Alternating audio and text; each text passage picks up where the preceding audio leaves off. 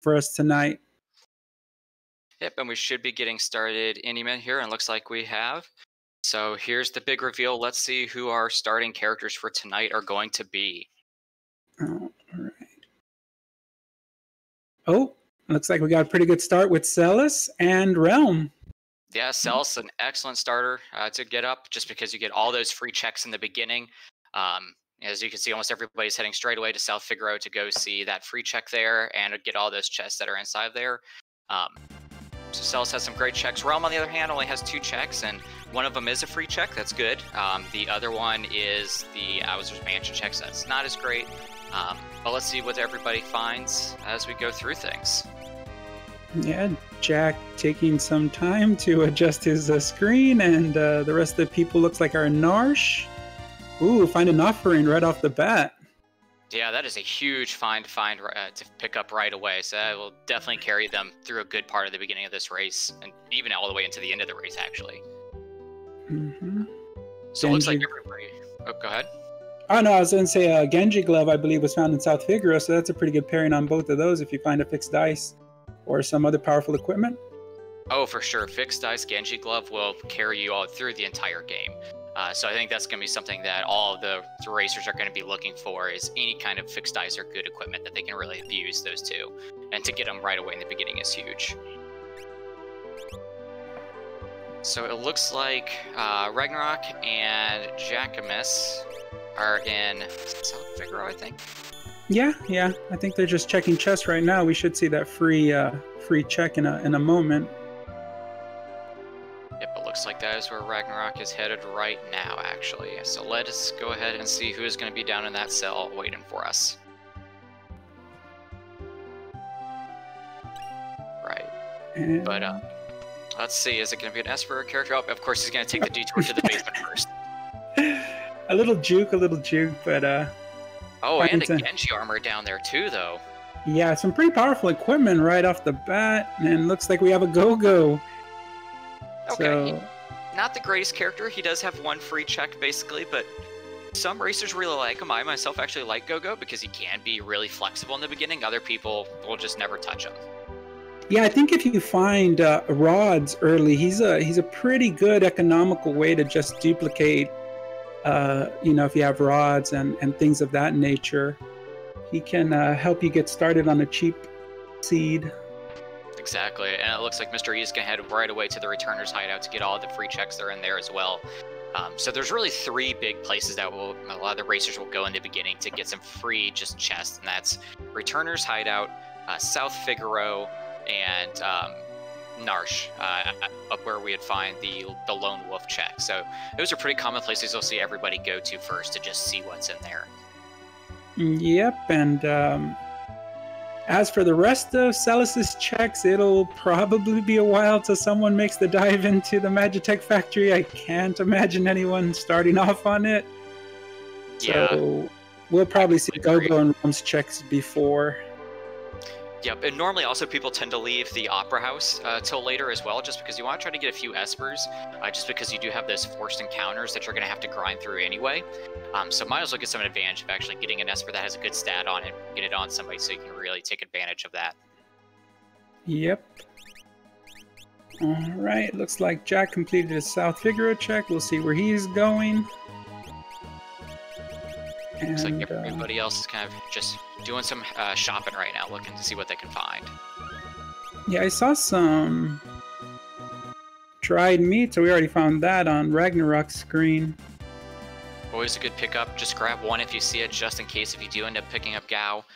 Because there's nothing worse than finding Gao and it being one of your last checks and unable to having to go through the Where's Waldo hunt of finding the dried meat. Indeed. Oh, and Excalibur in one of the shops as well. That's going to be huge. If you can get 2 Excaliburs now that you have the offering and the Genji glove. Yeah, it looks like Mr. Entity either didn't equip his Moogle Charm or took it off. I'm not too sure, but... Mr. E is really known for not using Moogle Charms, actually. He would rather take the fights as he goes through it and just kind of naturally level up that way, as opposed to, you'll see some of our runners won't ever take like random encounters up until the very end, and they'll take those to grind up to the level to be able to take on Kefka's Tower. But Yeah, Mr. E's always been one of the people who's just really never believed in Moogle Charms and just takes the fights as they come. Interesting, interesting. And let's see where everybody else looks like. Dark Falls is doing the basement check right now. It looks like Jackamus is up actually at the Realms check right now. I'm trying to remember what that one is. It's like the Esper Mountain?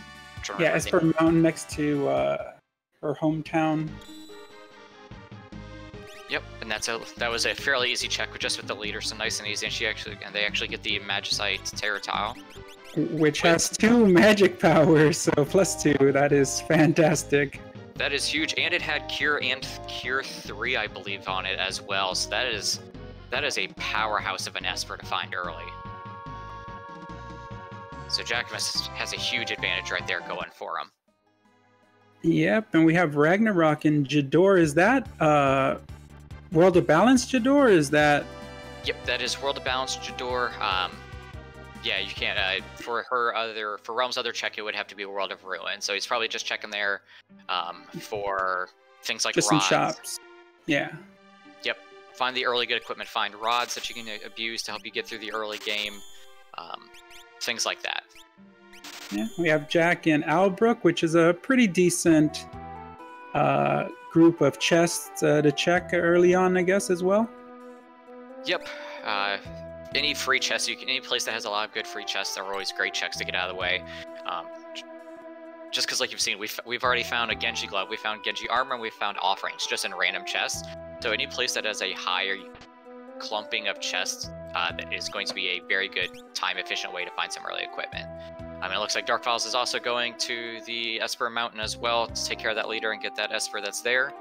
And Ragnarok found a very cheap Esper down there in the check in that city, which is not coming to me right now. Yeah, Zen, how much was the man in the woods charging for the Esper? Did you get a chance to see it? I would say about 3,300. That's not bad at all. That is a pretty cheap Esper, yeah. Well, I'm sure we'll get to see what it has on it right now. Yeah, but that's actually one of those checks that it actually has different prices in both the World of Ruin and in the World of Balance. So if you go to one and you see the price is extremely high, try going to the World of Ruin just to see if the price is maybe a little bit more in your favor for that one. But yeah, that's always one of those Esper checks that it's a free guaranteed Esper. People will either check it in the very beginning or they'll check it at the end when you're kind of close, when you're at like 9 out of 9 Espers and you just need that last one. Mm-hmm. Ragnarok heading for his Esper Mountain check, and Jack is in the World of Ruin, probably going to go check Go-Go. Yep, nice, quick, easy check to do with Go-Go. Unless you're like me and sometimes you get too greedy when going through the collapsing roof and you get squashed by it, but you probably won't make that mistake. Yeah, or just forgetting to take off your Moogle Charm and walking around that forest for about 3 minutes before you realize it. Done that one too. Done that one too, and you're wondering like, come on, I know I should have procced by now. Let me just yep, Moogle Charm. Alright, so let's go ahead. Yep, Jack is gonna go see who is hiding out in Go-Go's, or in the Zone Eater, I should say. Mm-hmm. And it looks like Ragnarok, like I said, is also at Esper Mountain, and Mr. E is now doing the Celis check. Yeah, so we'll see how Jack does on these little bridges, and I think the worst part of this is just how punishing these guys can be. Yeah, you can see it right here. Jack is just having to like stand there, and sometimes RNG is not in your favor, and they will just go back and forth and won't let you through. And he got knocked off the ledge, which is not bad the first time, but yeah, it's a real time suck if he keeps getting knocked off. Exactly. Get me once, shame on you. Get me twice, shame on me. Indeed. And we have Mr. Entity. Looks like he's going to the basement. Yep, he's in the basement taking some of those checks as well. No Phoenix Downs, because these enemies could easily be taken out by just throwing a couple of Revivifies or Force Armor for Jack. And Jack got squashed. Like I said, it happens to all of us. Let's hope he saved right outside the cave. Yeah, fingers crossed, because that is a rough way. To get it early is just to be squashed by the ceiling. Like I said, you get greedy. You think you can get through it, and then you just lose track of, okay, when was the last time it went down? Indeed. But let's see. Oh, right outside of Narsh, so not too bad. Yep, not horrible. Looks like Mr. E has found some magic urns, which are always weird because sometimes they'll run from you quicker than you can run from them, but... Indeed, really useful, but I don't think he has an Esper yet, so I don't think the 25 magic power is or MP is really going to help him out right now. Probably not.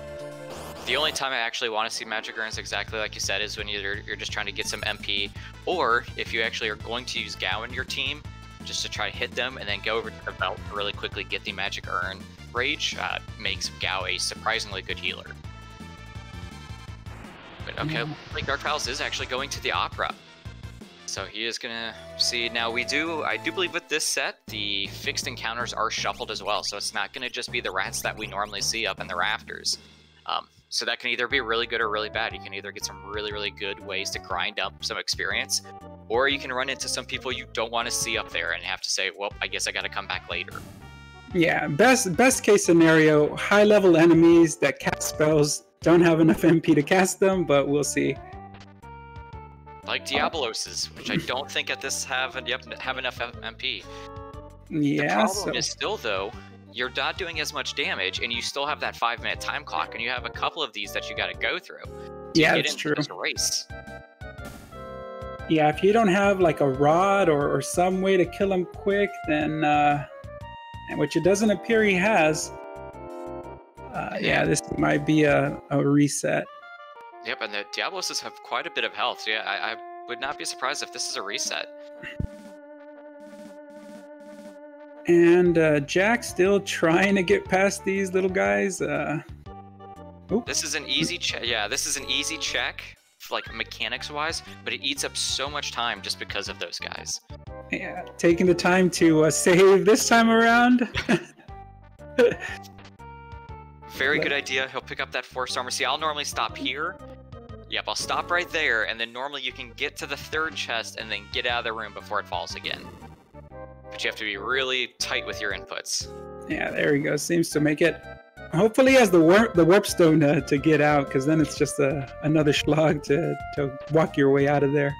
Yep, that is the other reason why that check isn't as great, because it just eats up so much time for it being no encounters. And looking down at Dark Falls, it does look like he is probably going to have to reset this and come back later, because he's only got 3 minutes left to get to the boss, and there's still 2 to 3 more, at least, of these fights he's probably going to have to do.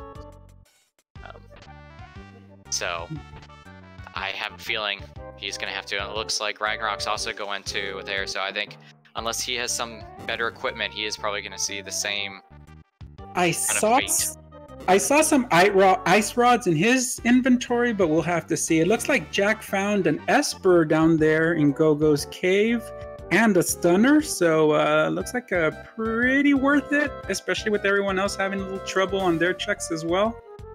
Yep, stunner's definitely pretty good. There is still the downside again that with Opera House, I believe the Diaboloses are considered undead, so the stunner is not going to do what you want it to do. If I remember correctly, the stunner does cause doom on random hits. Yeah, it does. So yeah, there's... It's either that or stop, but I think it's the doom one. Yep, I always get those two mixed up on which one causes which, but unfortunately this seed looks like it's going to force us to go to... I haven't seen anybody check Kefka and Narsh, so there could always be a character there, but we're really down to either it being Bowser's Mansion, which is the other realm check, Opera House, or Kefka at Narsh. So this seed is really starting to bottleneck at the beginning.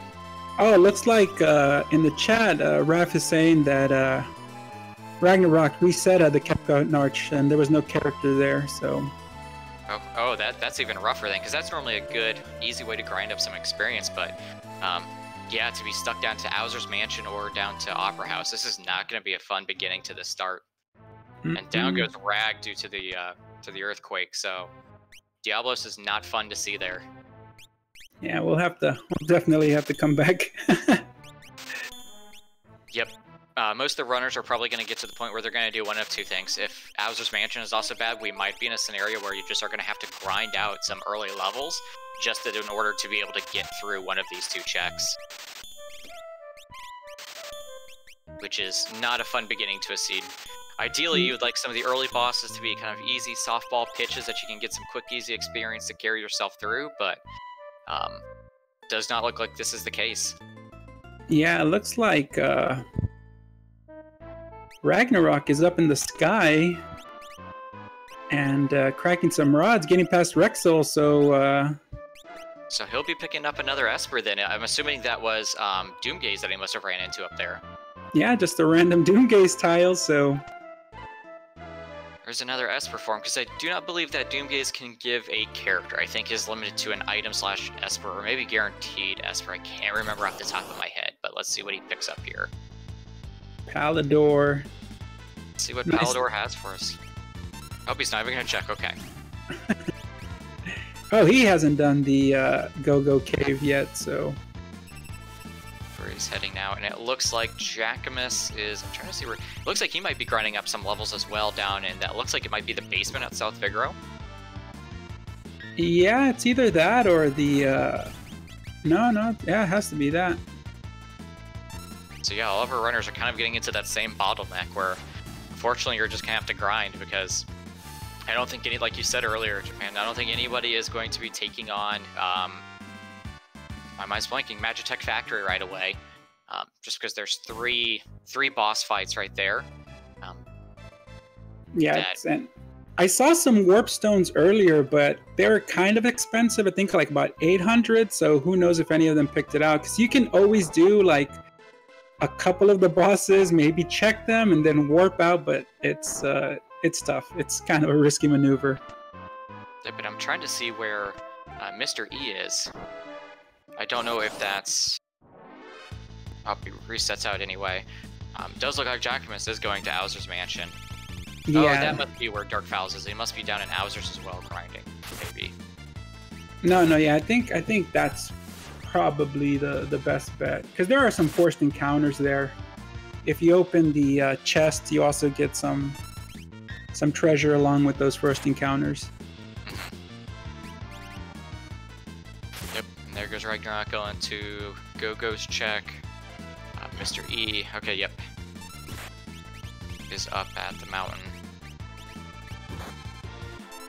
Yeah, this is a rough start to the beginning of a seed. Yeah, and it looked pretty good. I mean, they have some good relics, decent equipment, especially armor. We have a Genji armor already found, a Force armor already found, but we haven't found a very powerful weapon or anything that you can really just equip on someone and say go for it. And I don't think we found anything in the shops like Super Balls that could maybe get you through some early bosses. And we'll have to see how the strategy some of these runners take. Yeah, you're exactly right. I think we've kind of got the great supporting equipment here, like you said, with the offering, with the Genji glove, with the Genji armor, but we haven't really found anything that we can use to take advantage of it. We're lacking a very strong character like a Shadow who could really take advantage of it and who could use his throw ability to help carry early. We don't have anything like a Setzer that can maybe get away with doing his 7-card flush to help get through some of this stuff. Really, our strongest one here, at least in the beginning game, is Celis. Realm gets better later on. She's actually one of the best mages in the game at the end game, but in the beginning, not quite as much. Yeah, let's see if Jackamus finds here. Oh, this is a good a good boss to find after a long walk. Exactly. Yeah, this actually might be the kind of the opening that the runners needed. An easy boss, and hopefully this really gives us a character, because otherwise we are going to be grinding out to try to go do Opera. I didn't see who was painting, but I'm sure we'll find out in a bit. I missed it as well, unfortunately. Oh, Right. I think there's a green soldier painting right now, so it looks like it's either another item or another Esper. We will continue to look out for characters. Oh no, this might be one of those cursed seeds where we're gonna just have to grind in the beginning to be able to get through Opera. Since that is the last check, because Captain Arch doesn't have anything. Yeah, So along with that, we seem to be having a longer than usual piranha fight. So this is all kinds of trolly on this seed. yep, this is not a good one. This is not a fun day for any of the runners today. But seeds like this, though, like if you can get through a seed like this, when you do get those softball seeds, it makes you so much better at doing it because you've learned how to kind of handle the very, very tough ones. Like, okay, what can I do to help get through the seeds here? Yeah, you're really tempered in the fire of the crappy seeds. Rapid are saying that a cursed seed. Yeah, it's cursed raft, but they still have this kind of a beginning where they are ultimately bottlenecked down to one check to hopefully, which we now kind of agree that Opera has to have a character. Yeah, this is like a 2-minute piranha fight, so no one is rooting for a 2-minute piranha fight. Yep, this is rough. Yeah, there finally we see him. Yeah, I know, right? But on the plus hand, this is an easy boss to get down. That'll give him some experience. So hopefully to reduce some of the grinding that's going to be needed to get through Opera. I'm trying to remember if Diabloses are considered undead enemies, which would make them easier to just Phoenix down them possibly. I do remember they're weak to fire, so if we can find some fire rods or fires, well, we can't throw anything, so fire skeins are out of the window. Yeah, I think, I mean, you could probably throw that +2 on Celis, have her learn magic, Ice 2 naturally, and then that'll get you pretty far. Yep, but if I remember correctly, Diabloses are not weak to ice. I can't remember off the top of my head. There's so many of those bosses that, or so many of those random enemies that you just don't remember. But yeah, let's see what we're gonna get off of Owzer's Mansion. And it looks like Mr. E's actually up doing the Opera, and he has either gotten through the Diabloses or didn't run into them, and has actually run into the 2 ninjas fight. Yeah, he could have faded that first rat check. Yep, that is true. And now it looks like they are using the ninja sketch to do the skeins, which makes it pretty easy to take them out. Yeah. Yeah, with a little bit of luck and... Oh, no, they just had different order. He should be running into them right now, yeah. Yep, there they are. Okay, let's see if he's able to get through these. And it looks like he might be doing the Revivify strategy to get through them, which this could be a huge... I mean, this really, if Mr. E's able to get through this will really put him ahead. Yeah. Just either simply by getting the character or just through all this experience that you're going to get off of these. Yep, and the Revivify did work, and he gets to clone it with Gogo, which means that even if he doesn't have that many, he should be able to get through the rest of the checks on the rats. Especially... Oh, more of them too, okay. Yeah, see, this is where having someone like Gogo who can just basically double all your items is pretty good. Yeah, Gogo's actually coming through in the clutch here, really starting to shine. We actually see Jacquemus going to check Kefka at Narsh, it looks like. We'll actually see if once he realizes what's there, if he's going to go through with it just to do some of the grinding, or he'll reset out as well. And it looks like we've got Dark and Ragnarok now at Owzer's Mansion doing that, and Dark is actually doing the Piranha fight right now. And we'll get to find out who's at the top or the bottom of the Opera House in a bit. Yep, we're getting through that, and it looks like Jacquemus actually is going to do the Kefka and Narsh fight, so he'll get some good experience out of that. Depending on how many fights he actually wants to take there, because there actually is a few ways that you can actually get into kind of a certain spot where a lot of the enemies will just walk right by you, and you can kind of sneak in and fight the boss really quickly, which is what it looks like he's going to do here. Yeah, you always run the risk of respawning them and then having to fight them again, and it's a little tricky sometimes. We're going to see who the boss is in the Opera House. Fingers crossed it's not something like one of the goddess statues or the god statue. And of course it's Demon. Oh, not who you want to see there either. So, yeah, it's going to miss.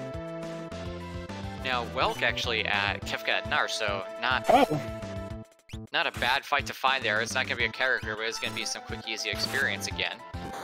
Indeed. Coming out of his cave, seeing some... coming outdoors. And he needed to go out for a walk. He needed some fresh air. And some guys just show up and start killing him. Yeah. Terrible luck. Just a snail living in a cave, and people just come and start killing him. Oh, and this is gonna be rough. Doomgay is actually getting off a... Well, maybe it didn't go off a condemn. I thought he doomed him, but maybe not. It looked like he did, but maybe she still has her memento ring equipped. Oh, that's right. I thought it was actually on Gogo, but yeah, if Realm comes with a memento ring, which would actually be the best person for Doomgaze to hit then with the condemn. Oh, Runic, nice. Yeah, someone in chat, Kovlikin? Sorry if I butchered your name. Yeah, that actually would make this fight a little bit easier having Celeste here to be able to Runic a lot of this away. But at the same time, though, it also looks like Celeste is the offering Genji Glove character. Oh, that's right, though. Gogo can use the Runic ability. I completely forgot about that. Yeah. You can go into your status menu, select Gogo, and then give him all the abilities or various abilities that your party has. Yeah, it's one of those things. I don't think a lot of runners take advantage of that ability about Gogo. They just think, okay, well, he's really not going to do much. He can't equip an Esper, so I don't really want to put too much into him. But at the same time, in a fight like this, where you have a good ability like Runic and you don't want to give it up or give up your cells to damage, really coming through at the clutch here. Yeah, you really got to pull out your bag of tricks on this one. Let's see what Jacquemus finds. Let's see. Genji armor. Oh, they got all the weapons or all the gear in the world they need, but just not a weapon to use it on. Let's see. How's this seed gonna troll us? What is Doomgaze gonna show us? Let's see a heal rod, and that'll make this seed just perfect. Well, we do know Doomgaze has to be a character, because we're out of checks that it can be. So yeah, now we just gotta see what character is, and you're really hoping it's a character that has quite a few checks, someone like Sabin, someone like Terra. What you don't want to see is somebody like Gao or Umaru, who just kind of locks you into just, okay, now I'm having to go like in a very linear progression here. Or if you're chat, you apparently want to see Umaru, so We do have in this community some Umaru enthusiasts, as I'll call them, Umaru, if equipable Umaru is on, he actually can be very, very strong. And he's not too bad in the early game, just because, like the chat is saying, he actually does hit quite hard in the beginning. There's just some fights where he's not, let's just say, ideal to have on your team. Yeah. And, it does look like everybody's coming to the realization that they're going to have to go do Opera House, though. So I'm seeing, looks like Jacquemus doing some shopping, same with Dark. I think Ragnarok should have just been finishing up his... It looks like he was buying a whole bunch of ice rods as well, so Ragnarok must have finished up his Bowser's Mansion fight as well. Yeah, he finished up his. It looks like Jack is thinking about going to the factory. I think I saw him park outside of it. Yeah, that would be... I guess that is technically 3 checks, so there could be characters there as well. It's probably going to possibly be an easier fight than this Doomgaze fight at this point. Yeah, you might want to just see who's there, right? Yeah. Just because this Doomgaze fight, unfortunately, is sucking up a lot of time. He has a lot of HP, and when you're attacking him with knives and forks, it's not an easy fight. Exactly. I would not be surprised if once we get some gold. We did see. I'm wondering if the runners have written down where that where we saw that Excalibur. I do think it was around 35,000 gold, but gold stacks up pretty quickly, so I wouldn't be too surprised if somebody goes back and gets that. But you were correct, man. It does look like Jacquemus is going to go take on the Magitech Factory, so we'll get to see what 3 boss checks are there. Yeah. I mean, you do get a couple of checks at some equipment before you take on the bosses, so, I mean, maybe you find something that helps you. Kovalkin is saying that, yeah, but that Illumina was at the World of Burn Jador too, so that is another good one to go pick up as well. So, just got to get the gold to do it, but then you already have a perfect start to it. You've got your offering, you've got your Genji glove. 2 Genji gloves, I believe, so you could sell 1 to buy your Illumina, and or save it till the end. and be a real madman and have 2 melee cleavers with 2 Illuminas. Which would be... Yeah, which would be excellent. We just have to find out who our 4th character is. Exactly, which would be kind of fun to see because at the end game, Magic and Worlds Collide does tend to... Alright, so let's actually, it looks like Mr. E just finished up his fight with Doomgaze, so we'll get to see who that is. And Jackmas at the same time finished up the Ifrit Shiva fight there, so we're going to get to see 2 new checks also. Oh, and Diablos actually are weak to ice. For some reason, I thought they were like the Dullahan that actually heals off of it, so it looks like Ragnarok will be able to get through those with his ice rods. And off. Oh, so we're going to have to go through Magic Tech to get a character. Yeah. Looks like we're gonna get an Esper. Yeah, Carbuncle out of the Opera House. Let's see if it was even worth it. Yeah, pretty good magic on that. I saw Fire 2, I saw Meteor. It looks like the first check at Ifrit was not a character, so we had the Ifrit Shiva in the vanilla spot, of course. I'll say the trope, is this even randomized? And then we've got the Cranes at the Orc check. Yeah, I think Ifrit gave him a Genji helmet, if I'm not mistaken. Yep, I do think I saw something Genji related. Kovalkin's speed is not the best stat, because what you can do is set the game speed to the slowest, and it only slows down the bosses. It doesn't actually slow you down. So you usually get enough of a speed bonus with that. Yep. And it does look like that, from what I can see, Darkfalls actually looks like he has at least one, either Excalibur or Lumina. I couldn't see. I just saw the kind of the sword animation is different from the standard ones. So he might have actually gone and picked 1 or 2 of those up, selling off some stuff. So I'll have to keep an eye on that. I didn't see what M24 gave us.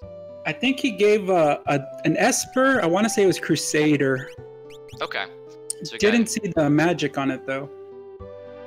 So then we truly are at this spot where this last check after the minecart race has to be a character, because otherwise I don't know any other checks that are left. I think we physically checked everything, so this is guaranteed to be a character at this point. I believe so, because World in Ruin, Narsh can't give you a character. Yep, Tritok cannot, so that's not that's there. Yeah, I think this has to be a character that comes out of the end of this Magitech factory. And if we're wrong, then I am actually completely out of other checks that are left. Yeah, we will have to invent checks to... Let's see, wonder if this is the one seed that for somehow, but I'm pretty safe to say that there is something at here. Now we just gotta hope there's not a boss like Fire Chicken at the end of this that would really make this Magitech factory a nightmare. Yeah, there is still a chance for that. A Ragnarok reset out of something. I didn't quite get to see what. He was taking on Doomgaze at the Opera and got ice. It looks like ice 3'd out, so. Oh, okay. Oh, yeah, he doesn't seem to have Go-Go, actually, so he can't use the same runic strategy. Nope, he has actually not gone to Celis's cell to pick up Go-Go yet. That is an interesting choice, but we'll have to ask about it afterwards. Or maybe he does. Maybe he does and he just doesn't have in the party. That actually might be it, because it looks like our tracker has us on 3 characters for him. So he might just have Go-Go in the party. I can't imagine. That is some galaxy brain strategy that I cannot wrap my head around, so we'll have to see. Yeah, because we saw like what Mr. E did was actually a very good game plan for the Doomgates, and having your Go-Go carry Runic to stop a lot of that Ice 3 magic and a lot of the Condemned magic. So this might just be one of those times that Mr. E actually, kind of his game knowledge actually has really paid off for him there. Yeah. And it looks like Jackamus is getting close to the boss fight at the end of the minecart, while everybody else is taking on either the Opera House or looks like Ragnarok went down into the Magitech factory as well. So yeah, he does. And we have Ultros at the end of the rail cart. Exactly who you want to see here. Yep. Is this the insta-kill Ultros? No, he's going to have to fight him out. I think this is Ultros 1, I believe. I have a hard time being able to tell which Ultros it is. I'm not great at being able to look at the Ultros and go, oh, it's this one. But I think this is the first one because he didn't have the text chain at the beginning. Yeah, I know that. I think Jack says the music changes on them, but I don't have the music on, so. Oh, yep, yeah. Yep, it has to be Ultros 1. Ultros is very much like the Gilgamesh, where it's just like, I don't know what Gilgamesh you are from Final Fantasy V if you've played that one, so it was fun. Alright, let's see. This has to be our character. Mr. Entity getting swallowed up by a picture, finding some vector puffs, and Strago. And we found the old man. So 2 okay checks and 1 horrible check, because I don't think anybody wants to go do Fanatic's Tower. A lot of characters wearing red, primarily, and we got another Ultros. Ultros is not done getting his butt kicked. He wants his revenge. Yep, and that was Ultros, the Esper Mountain Ultros. So that was a nice, quick, easy fight. But yeah, so Strago opens up Eberus's Rock, which is not very quick because you have to go through and hunt for all that coral. And it opens up Burning House. So it looks like we are probably going to be going to do Burning House right now. Thankfully, they have a lot of Espers at this point, so all that experience you're going to get from the Burning House isn't wasted. But just another one of those fights you don't want to have to do. Yeah. And a pretty decent party, mostly focused on magic. Celes is a great all-around character. Strago is decent, but slow. So, I'm pretty sure if they find someone in the Burning House like a Shadow or something, you'll probably trade one of these characters in. Exactly. Just because, unfortunately, Strago, unless he has some really, really good lures, like unless you get a Grand Train or some of his arrow stuff like that, really isn't that great in the end game. His magic stat doesn't level up that great. So not a lot of racers will take him. There is times where it's like, well, if you get him early enough, and unfortunately, like, you don't want to have that point where you find a really good character later on and they have to spend all that time leveling him up. But you're exactly correct. If we find someone good, a Shadow, a Sabin, a Setzer, do not be surprised if we drop them pretty quick. Yeah. And we have Ragnarok continuing through the factory. He should find Ultros, the pair of Ultros, pretty soon. Yep, that should be an easy fight for him here. He's got a lot of Ice Rod, so he should just be able to Ice Rod through most of that. And it's convenient that the last Ultros fight is right there, and you have Realm already, so you can just sketch it away. Looks like Darkfalls is going to go do his go-go check. I'm a little surprised he took 3 characters to this. The most common strat is to just rearrange your party, take 1, but he might have simply forgot before he did it. Not a huge issue. You just kind of got to wait for him to eat everybody. And looks like some pretty easy fights and some Mad Oscar fights in there, and Jackamus is just going to run away from him. Yeah, like I said, I'm pretty sure he's going to see if there's a character up here he can trade in Strago for. So why even bother with experience for him? Excellent point. Yep, I would not be surprised to see...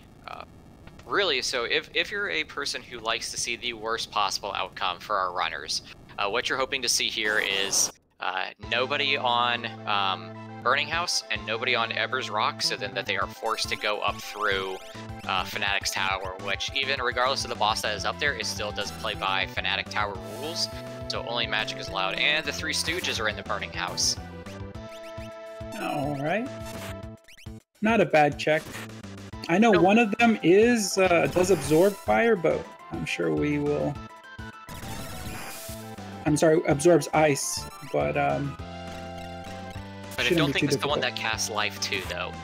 So that's not going to be an issue. And it looks like Mr. E must be doing... I'm trying to think of where he must be right now. He must be doing Owzer's. Yeah, he's doing Owzer's house. I think he's fighting chests right now and or random enemies from not having the move with Charm equipped.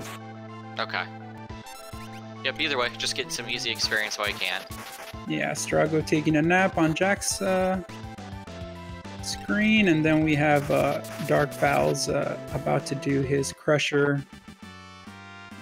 Yep. And it looks like Ragnarok's going to get that easy kill on Ultros, so he'll be happy to get that done. Probably won't be too happy to see Strago waiting for him, but it is what it is. But let's see where everybody is at this point. We do have a character. Can't tell who that is because it just looks like, of course, it's just going to be Rum because of the sprite, because I don't think it changes. Oh, it's Mog. Okay, Mog. That's one check. This is the seed that keeps giving Mog, not one of my favorite characters to see. He does have a check in Narshe, the World of Balance. It's a long check because you have to do a couple of things that you've already done. But yeah, Trades and Strago.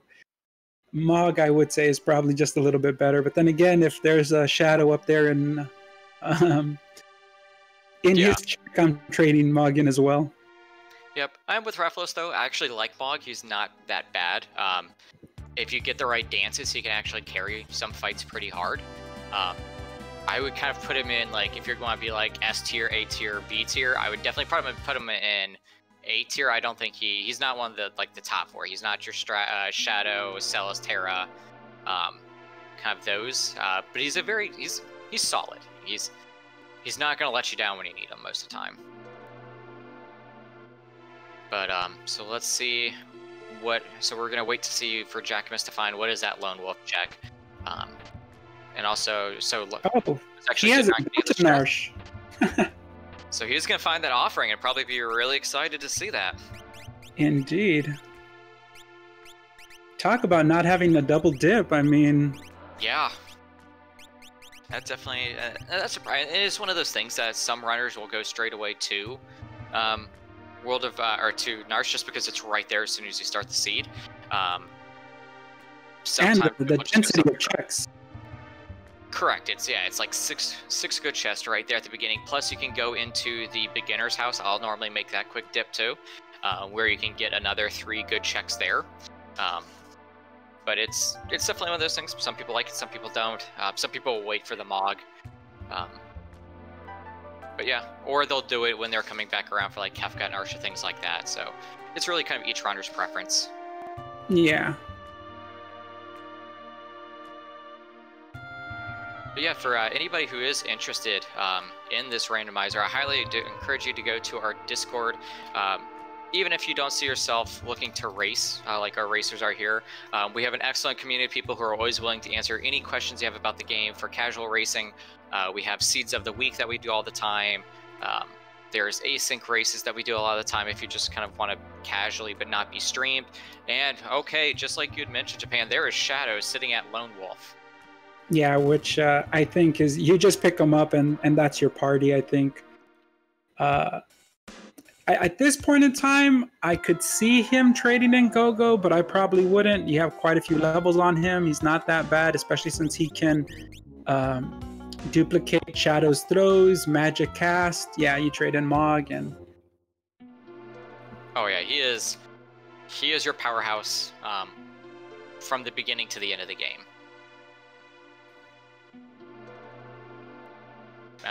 And just being able to throw things, we made the joke a few seeds back that if you have a very large inventory of gear that you're going to never use, Shadow is the king of angry inventory management. Just being able to take all that kind of junk gear and just chuck it and get solid damage out of it. Yeah, you pick up a lot of just weapons, just, Goddess gives you a free Excalibur if you run into her, and just a bunch of stuff, and just fling it. Right, just start tossing it around. Exactly, and surprisingly, even just like the shurikens that you can find for like 25 gold, extremely cheap, but at the end can do very large chunks of damage. So even if I see shurikens, like, okay, they're 25 gold, I'll pick up 25 of them, and that should be able to carry me through most of the way. Yeah. I mean, 2,000, 3,000 gold, and you pretty much have all of them that you would need for the entire seed. Exactly. And I was going to say, rolling with Nat 20s, it's actually a very easy game to get into because you kind of just learn the characters, what checks they do, and then you can just practice individual characters' checks, and you start picking it up pretty fast. Yep, and it did look like that Jackamus is up to 6 characters from if I saw it. It did look like that Shad at Gao's house. There was Locke that was waiting for us. Yep, as we can see right now, they're going to World of Ruin Narj to go check the locked item chest. So Locke is a pretty good pickup. He gives you a few easy checks with this check. You get the Phoenix Cave check that is really good. You also get, I'm trying to think of the other check he gives you. The shield, you can actually check to see how many the Paladin shield or Curse shield. Which is what we're going to see right here. So this seed is actually now starting to open up a little bit. We got Shadow, who still has the Veld Cave and has Floating Continent. We picked up Locke. Curse shield at 21, though, is probably not going to get used. Just because that's quite a few fights you're going to have to do with it. It's probably not worth it at that point. Ideally, you're looking for down in like the low teens or even lower if possible. But yeah, 21's kind of out of the question. Yeah, he did pick up a fixed dice. He didn't pick up any kind of progression, but a fixed dice with the offering is really, really going to cement your damage for the rest of the seed. Oh yeah, fixed dice with offering and Genji glove. Assume someone can use it. Yeah, that is always kind of the fun part. Is like, okay, who can use the fixed dice? But yeah, fixed dice and offering carries you easily well through Kefka. Another Genji glove found down, it looks like, for Dark Fowls down in the Magitech factory. And Jackamus gonna go do, it looks like Tritalk. He will go and do that check. Mr. E looks like he is doing some shopping right now. So Koval can fix dice, works off a formula that doesn't get changed by the offering's penalties for damage. If you equip an offering and then attack with a weapon, it cuts it in half, but the fixed dice doesn't have to worry about that. Yep, so if you're extremely lucky, you can get 4 rolls of 9,999 damage and just roll through any bosses. And then if you find a second one, you're effectively getting 8 fixed dice rolls. That makes most of the game pretty trivial. So we see Ragnarok actually picking up Mog here, so he is up to 5 characters. And he is probably going to be, I would assume he's going to go right away to go check Mog's check, because most people are not going to check the other 2 Strago ones. Probably not going to see anybody go to Elbit's Rock or Fanatic's Tower, so they're going to be taking that approach to things. Yeah, with the chain doing the Shadow and then Locke, there's plenty of checks before we have to get to Fanatic's Tower or Elbit's Rock. Yep, I would not be surprised if we see, like, I believe it's Jackamus who went and did Gao's house, and then from there you're going to go find, like, I believe that's where Locke was, so that's going to open up, and that still leaves Floating Continent and also the Veld Cave of Shadow's checks as well. Yeah, I think if I was Jack, I would probably check Floating Continent, where he finds an Esper at Tritalk. Yep, I think that's, yeah, it's either an item or an Esper there. Bahamut is actually a pretty good Esper to find there, even if it doesn't have good skills. But let's take a look. Cure 2, Stamina 1, not great. It has Break, which sometimes can be useful. But the summon itself is just really solid. But I do think we're probably looking for a Fenrir or for a Golem, if at all possible, to make Phase 3 of Kefka's Cavern a little bit easier as well. Indeed. And then 2, rolling with Nat 20 are all checks gated by a single character or any gated by teams or characters having been unlocked. So most of the checks are gated by a single character. There is some, like Kefka Narj, that are open. But yet most of them are only locked by one character, the exception basically being the Veld check for Gao, where you have to have Gao, but you also have to have a free character slot for him, but that's kind of a minimal one. Looks like Jack did not check World of Balance, Sen, and is going to buy the Esper from the World of Ruin, which is decidedly more expensive. Yep, and see, that is the kind of the, without ever checking in the beginning, you don't know. But at the same time, it probably won't affect his decision making too much, just because he never saw the early one. So, I mean, and most of the time, from the start they've had with items, gold is pretty much just used for things like tents and sleeping bags and Phoenix Downs at this point. True. So let's see where Jack is heading to Phoenix Cave.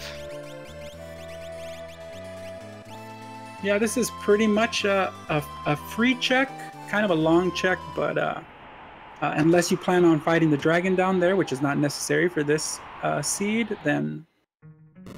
He may be, though, because he put one of his party with 4 people in it. And normally, if you were going to just be... You're either going to be doing the dragon fight to get that experience and get that item off of it, or I think you would just take 2 characters. So I'll be interested to see if he actually does do the fight. True. All right, we have Ragnarok getting Shadow at his check, and Mr. Entity getting crushed by the ceiling in Gogo's cave. Everybody gets crushed by the cave at least once. It's one of those things that you get greedy, hoping you can get through it, and then it just catches you. It's the lesson you learn, but just keep on. Yep, you'll remember it for like the next 3 or 4 seeds, and then you'll kind of forget about it, and then you'll go and try to make the run again, and it'll get you, and you're like, okay, I'll remember it next time. And you say that exactly as the cycle repeats. 3 to 4 seeds, you remember it, and then you forget. So we have Ragnarok at Narsh, the Narsh battle. And Dark Fowls finishing up the first check at the Magitech factory. Yep, so Dark Fowls will be getting a lot of the Espers that were in there, and a lot of the gear that I think we saw drop out of there. And he'll also be getting this Drago at the end of Magitech factory, so the seed will start opening up for him as well. I think Ragnarok, I'm trying to remember where he was currently at. But it does look like Mr. E is doing the go-go check right now. I want to say he just got Shadow, so he should probably be doing... Yep, K at Narsh, probably going to be getting some... Maybe he's going to take some fights to get some experience, maybe not. Or maybe he's just going to wait. Looks like he's just going to wait it out. Yeah, I think he might have taken a fight and maybe not liked what he found. We have... And Jackmas should be coming up on the dragon fight pretty soon, so we'll actually see if he's going to do that fight. It doesn't look like it is, like he is, but he might swing back around for it. We have Ragnarok on Welk. Oh, getting a nice little interceptor counter. Yep. Personally, I hope someone does the Shadow Cave check. Oh, nice. Jack finds Cyan. Not necessary because he already has his 7 characters, but... Yep, but I do think Cyan might get replaced as kind of one of your main team members. Yeah, I would not be surprised if... Well, actually be kind of interesting to see because you have so many levels now in Go-Go. So it will be interesting to see if Jackmas goes with replacing Go-Go with somebody or keeping him on, but just using kind of the sword techs and everything that you get from Cyan. Because Cyan normally is a very good character to have, just because of his sword tech skills, and that in the randomizer we do have fast sword tech on, so things like his level 7 charge up a lot faster. Yeah. And the Dream is actually just an excellent place to get checks. I mean, there's 3 bosses there, so 3 checks for Espers and characters. But it looks like he's going to take his free Mount Zozo check.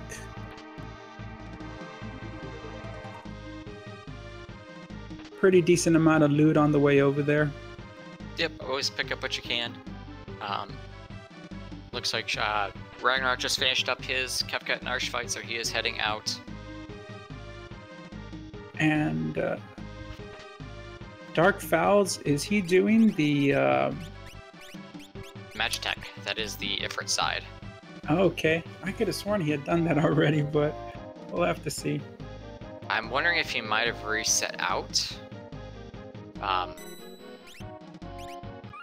Yeah, because I saw him earlier doing the Shiva side of it, or he might just be having a rough time with it, I'm not sure. Yeah, it doesn't... Okay, well, he finished it up this time, so... Okay, good. Yeah, the next couple fights in that one are pretty easy because it's the Ultros and the other Ultros. I forget who was at M20, but it looks like Ragnarok's going to be picking up Locke and also seeing what the vendor has. Vendor actually has a Ragnarok for sale at 58,000 gold. So we've seen kind of the big 3 weapons. We've seen Excalibur, we've seen Excalibur, we've seen Illumina, and we've seen Ragnarok. Ragnarok. Yep. So we've seen the big three. With Excalibur being a pretty removed third spot, but yeah. We'll looks like Jack decided to take on the dragon spot here in Zozo, finding the ice dragon, taking care of that. Yep, that's an easy one, and we've actually changed the dragons a little bit, so they drop a great amount of experience now, and they also give a random drop, I believe an extra random drop if I remember correctly, but we've definitely made the experience on them a great boost to really helping you get closer to your Kefka fight. Yeah, it looks like Mr. Entity's taking on the World of Ruin Opera House dragon. Yep, finding a red dragon there. Yep, a pretty common tactic you'll see if you're kind of behind on levels, especially because as you're running out of checks for people to go get ready, get up to the average level for Kefka is normally around mid 40s. So they're quick, easy checks or easy fights to do a lot of the time. Looks like Jackamus is going to be finding an Esper at Mount Zozo.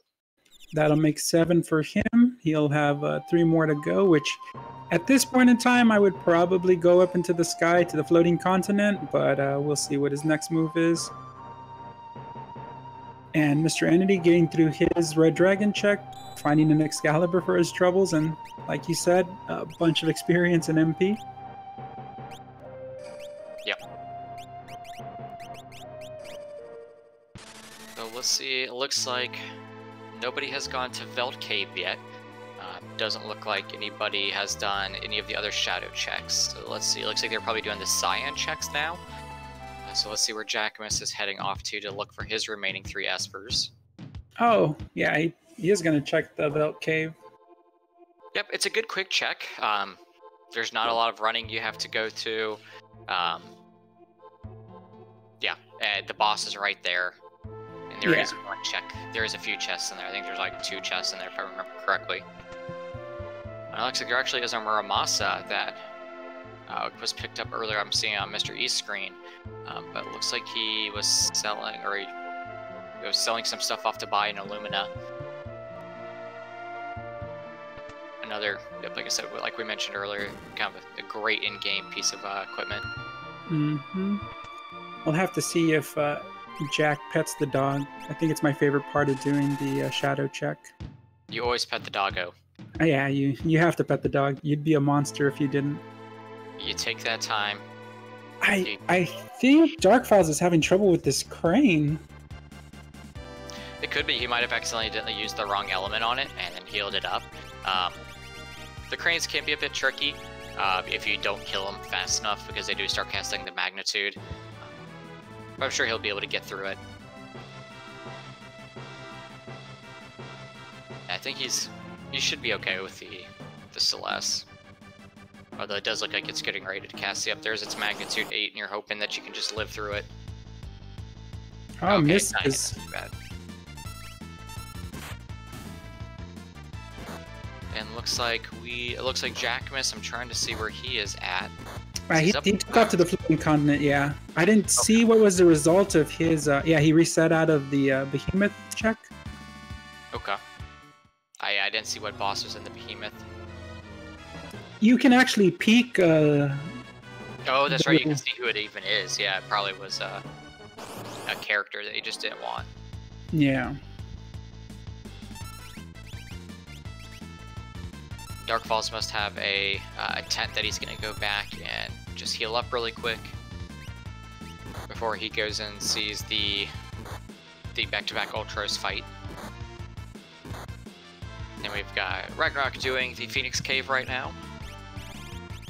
Going to find a Cyan that he probably doesn't need as well because he already has. Well, it says 5 characters, but I would be surprised if he only had 5 characters.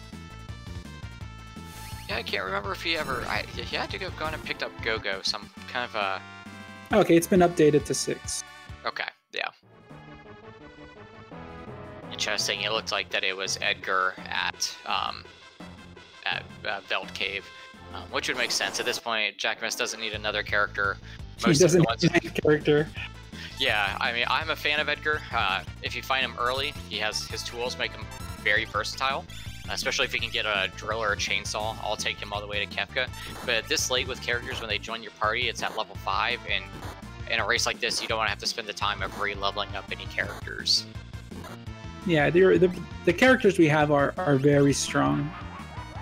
Yep, we've got a good lineup. We've got one great caster in Realm, an okay caster in Strago, but we also have have a very solid physical team right here with Shadow. You've got Cyan if you want to use him. Locke isn't horrible, so.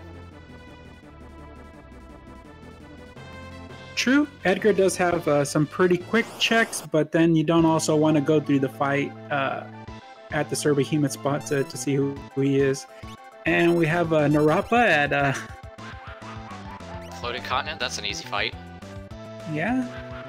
And then you got to jump out of the ship and fight another boss back-to-back, so we'll see what that one is after he takes care of this. Yep, and then at the end like this, fight some of these fights, like Floating Continent things, there's kind of a mixed bag on how people feel about them. Some people aren't as big as fans because it does take a bit of time. But I'm kind of the feeling that it's like, okay, it is quite a few checks, and sometimes I just need some experience. It looks like Ragnarok found Dad at the cave, I think, is who the boss was down there. So that's a pretty easy fight. Dad, unfortunately, doesn't stand up too well. Yeah, he's... His tonics and potions aren't going to get him through the fight. Yeah, when you're dealing 2,000 damage to him and he's healing, and Kefka is falling out of the flying ship with us. Yeah, I think the Floating Continent is definitely a great place to level up and lots of good checks. Especially with the forced encounters at the end, which if Jack finds 2 early espers, we probably won't see, because, he'll probably just warp out of it, but... Yep. So is this how Kefka got to the Floating Continent? Is he stowed away on our ship, and then, jumped out with us, and then he's gonna race us to the towers, or to the statues? Looks like it, or he just fell at a different part of the continent, right? He just fell a little bit closer to the middle. But yeah, it's always fun to see, it's always just one of those, oh, it's kind of funny seeing this boss here. Let's see, what's going to be all at Floating Continent. But yeah, I kind of agree with some people who said, I think Floating Continent is underrated too. It's a lot of quick boss fights. It's not like there's a lot of walking in between them, so you can get a lot through a lot of them quickly, and you can just get some free good equipment off of them. It looks like Mr. E is doing the Magitech Factory fights now, and it looked like Ragnarok actually just is about to maybe go do the tunnel. The Mage Armor tunnel. Oh, that's true. That's it's another pretty easy check, pretty quick. Yep, quick run through, go see what the boss is there. I can't tell if he's done it already or he's just about to do it, because I saw he was in that vicinity. Looks like he might be getting ready to do it, and looks like he's getting ready to put Cyan in his party, so we might see a dream check tonight. Yep. Dream check, that's not one of my favorite checks to do, because that one is a little bit on the longer side, but kind of the same with some of the other longer kind of scenarios, I guess is what I call these, is that there is quite a bit of bosses on that get some good. Valiant Knife, Zenobian is saying off of the Tunnel Armor. Valiant Knife is actually very good because it ignores defense. And if you have extra offerings, you got one person rocking offering and Genji Glove, and you got a fixed ice and a Valiant Knife, and you can do some serious damage. And interestingly enough, we find Tunnel Armor on the Floating Continent. Yeah, Tunnel Armor is going to be kind of a cakewalk at this point. Now, the interesting thing is we have not seen any of the statues yet, so they are still somewhere in the boss pool. So we could see the statues at their vanilla locations or up at Kefka's Tower, which is normally not where you want to see them. Ideally, when you're going to Kefka's Tower, at least me personally, I want to see some of the easier fights so you can get through them pretty quickly to get to Kefka as fast as possible. So I assume a lot of the runners have probably been thinking something similar. I haven't seen any of the statues yet, so I got to keep that in mind. Yeah, so something that people new to the randomizer might not know is that as you progress, as you kill bosses, you actually start leveling up the bosses, the rest of the bosses that you haven't encountered yet by 2 levels. So everything starts off kind of on a very easy level, but then as you collect espers, as you kill bosses, then eventually these checks will start getting more and more difficult. Yeah, exactly right. I mean, you don't want to see a very far progressed Guardian or a very far progressed statues. Those are no fun fights. Those you really have to think about what you're doing.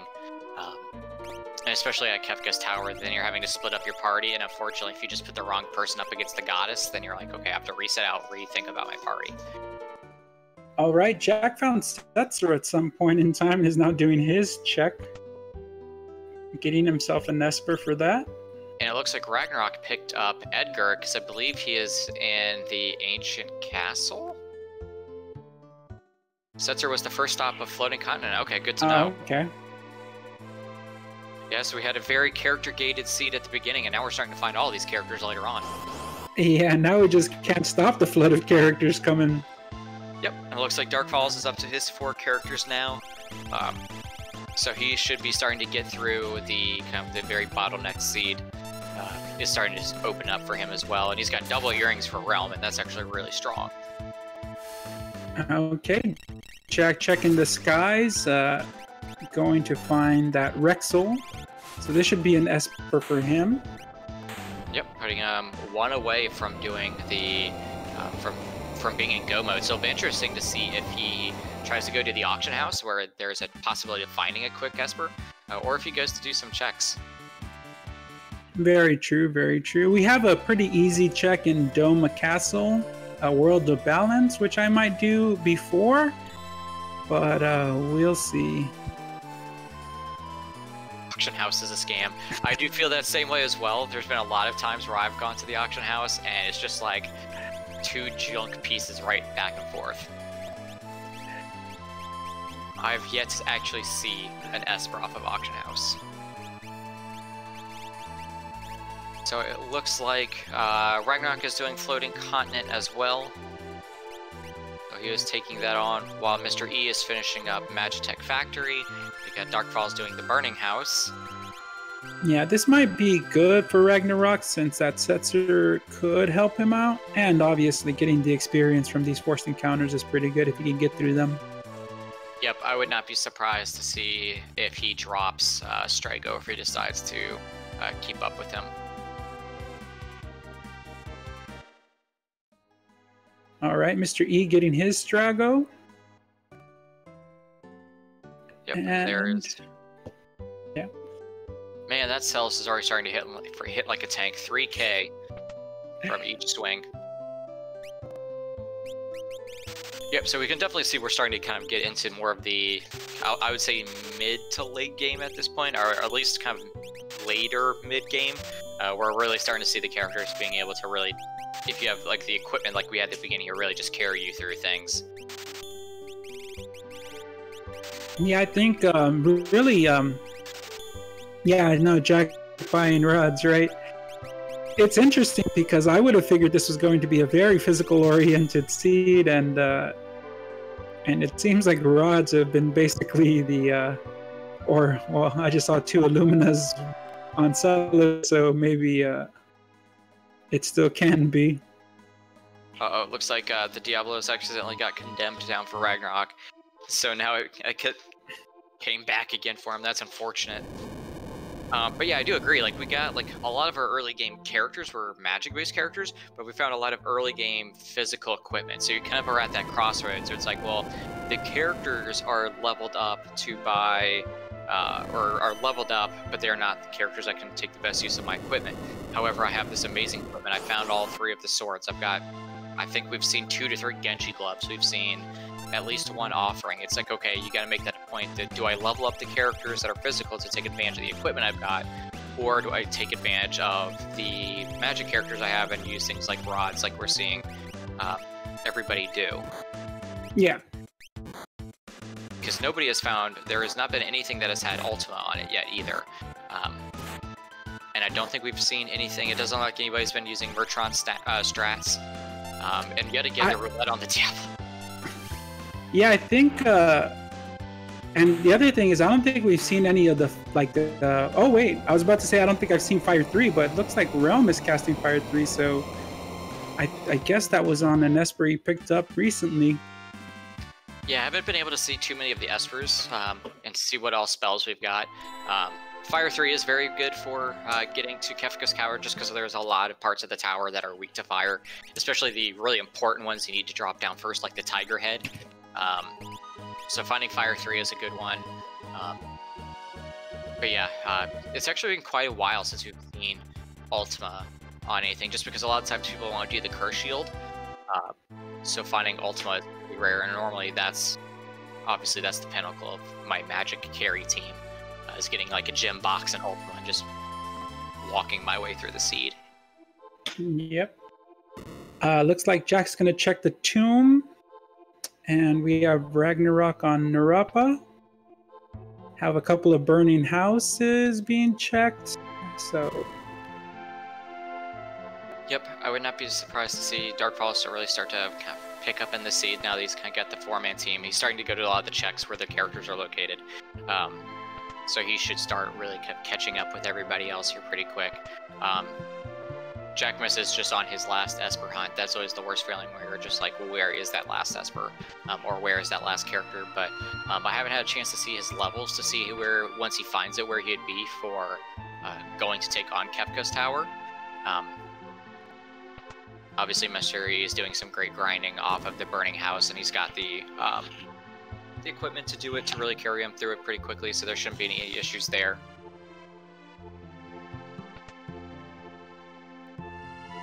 See, it looks like we'll be seeing what is... Now, the good thing about the tomb also is it's another one of those fights where you get to see what the check is before you actually do the boss. So if he checks this and sees it's not an Esper, I'd expect Jackamus to just reset out really quickly. Let's see. Oh, he's gonna save, and then let's see if he actually goes checks any of those chests. Yep, so he's gonna go do a monster in the box check. Looking for another offering, or?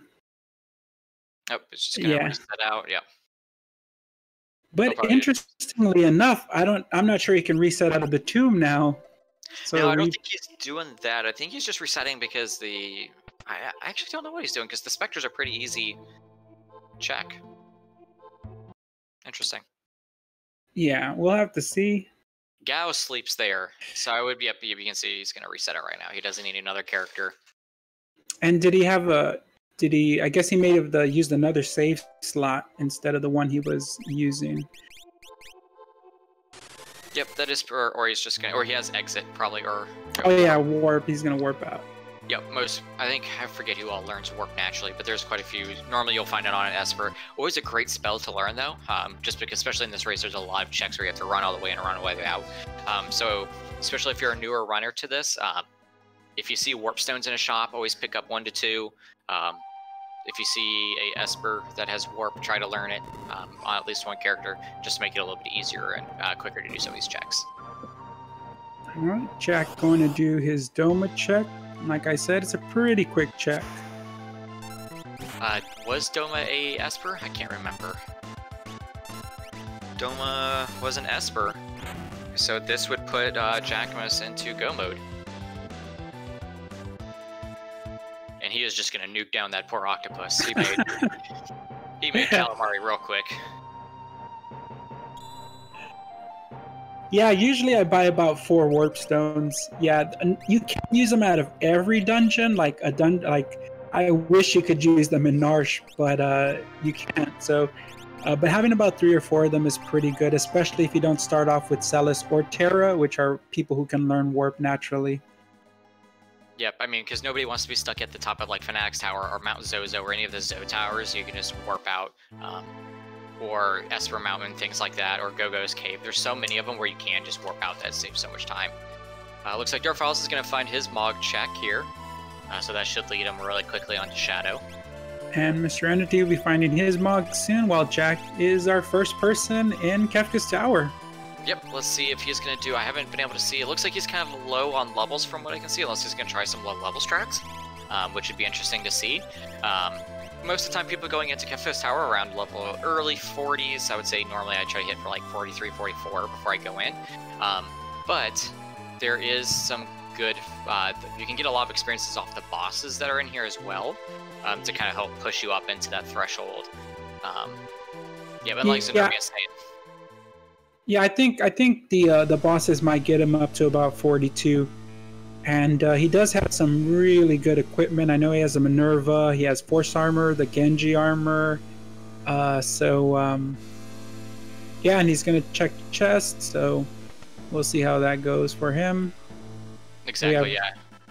Yeah, like everybody's been saying, simply having offerings, having the Genji gloves, having the Minervas, all that other stuff, you guys are right. It can push you a little quicker into Kefka's Tower, just because you're basically out gearing it at this point. Yeah. But it'll be interesting to see if we see any statues in here. Finding an Aegis shield on the way as well, so that's a pretty good find for him. Yep. And looks like we have Dark Fowls checking Narshe. Oh yeah, he's gonna do the Moogle check. Yep, he's gonna go do Lone Wolf check, go get that done, find his shadow. I think forgetting to actually check on the Lone Wolf. Oh yeah, to get him out of his hiding spot, yeah. Yeah, that's something you get so excited about making progress, and then you kind of just forget to skip a step or two. Exactly, and it's one of those things, if you can't remember if you checked it in the beginning for the initial check, like items now, and see Dark Falls is going to see, oh, okay, yeah, he must have just forgot to do this, because I thought he had gotten all these chests earlier. But okay, so he'll be getting that shadow.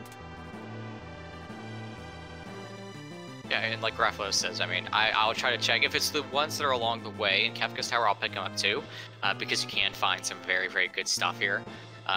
But I wouldn't go out of my way to get some of the more obscure ones that are in here. Yeah, I think. Yeah, I'm always looking for a Mega Elixir. If I haven't found a Mega Elixir by the time I get to the tower, I check chests just on the off chance that it might have one. So rolling with Nat 20, so the Lone Wolf check is just what we would call that check in Narshe, where you go in, and there's all the chests, and there's the one guy who actually kidnapped in Vanilla 6, who kidnapped Mog, and you see him hanging off the edge, so we just call it the Lone Wolf check. And we have a goddess statue at where, so there's the first statue we've seen. It'll be interesting to see if Jacquemus is able to handle this fight. Yeah, but Fire 3. Yeah, Fire 3 plus probably Go copying it. Yeah, it should be pretty short work as long as Goddess doesn't have any huge Bolt 3s. Yep. Now, Japan, I do have a question for you. So when you go into Kefka's Tower, like I'll normally take even just like one or two of my extra characters that are just level 1s, just to stick the Mog Charm on them, so I don't have to like take off a relic off of one of my carry characters. Is that something you do, or do you tend to like bounce around Mog Charms? No. I equip one on each character. That is pretty much useless. I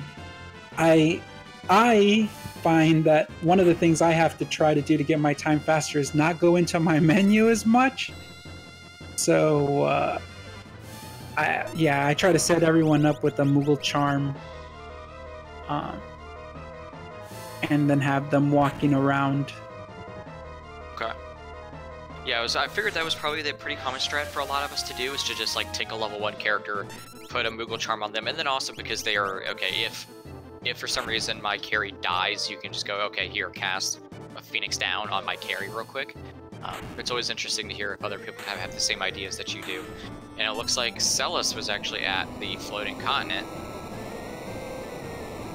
So I think, right, yep, Ragnarok appears just to be in his Esper hunt at this point. Yep. And looks like we'll see what checks he's gonna do. We know that the Espers aren't as quick to find. Looks like he's gonna do the Dream. I don't think we've seen this so far, so this is gonna be some new checks for us. Yeah, you're right. I don't think anybody's ran the Dream checks, so we'll get to see these. Yeah, now remember, like, there's a lot more Espers than there are characters and or items, so True. How a lot of these checks came up kind of empty. This might be a good way to find some quick Espers. Yep, completely agree. So it looks like we have got Jacquemus just about to get to the actual statues themselves. So we'll finally get to start seeing who is all in here. So we've already got one of the statues out of the way. So we've got Goddess. See, Rathalos wants Fire Chicken. Fire Chicken's always a favorite. Everybody likes Fire Chicken. I don't mind Fire Chicken. I hate Goddess the most. I think the other one I don't really care about, but yeah, I think it always just depends. Like, for instance, if you have some way of stopping Fire Chicken, then he could arguably be one of the easier bosses to fight. Finding Doom, so there you go. Yeah, I mean, I tend to will use more physical teams than I will magic teams. So for me, Doom is pretty easy just because you just smack him enough times and he goes away. Because otherwise, having to figure out, okay, what is he currently immune to, and making sure you have a spell that lines up with that can be tricky. Alright, so it looks like we're going to get to go see what is at the Guardian spot. At level 90 magic that Mr. E is facing, I think Murtroned him. Alright, what is at the Guardian? Let's see who's here. This is gonna be Ghost Train. Okay, that's an easy one. Oh, Ragnarok found Doom in the dream. Yeah, so and we have a Ghost Train. That's a pretty easy fight to find up in the tower. Mr. E is not having a fun time with this level 90 magic, wherever he fought him. I can't blame him. Any of the Fnac Tower enemies is just a pain in everybody's butt. And with no experience granted for killing them, I mean, yeah, they're worth a lot of magic points, but it's not really worth it. Yeah. But the problem is you can't run from them, and you can see here the level 90 magic is just casting Murtron over him over and over. Looks like Tritok is one of the other statues. That's going to be an easy fight, especially when you have Fire 3 hitting for 9,000. Yeah, bombarding them. 5. Beowulf, I do not fight any of the grunts at Narshe. I hate making the climb up to Narshe. I don't like saving at that checkpoint just because if I want to reset out of there, I don't want to have a file there. Like, I personally don't do any of those fights. See, I'll do a few of them just to grind up some experience. It depends on where I feel I'm at in the seed, if I need a good easy grind in the beginning. But yeah, most I think people will agree. Like, we're actually going to see Mr. E take on, and it's a Flan, so he kind of got lucky there. But yeah, exactly why he ran into one of those fights is he got level 90 magic, and that's just not fun for anybody. So let's see what the third statue spot is going to be for Jacquemus. So far we've seen Ghost Train, and we saw... wasn't Goddess? I want to say Ghost Train was the first one. Was the first one? Okay, that's right. Goddess was the machine in the pipe. I always forget his name.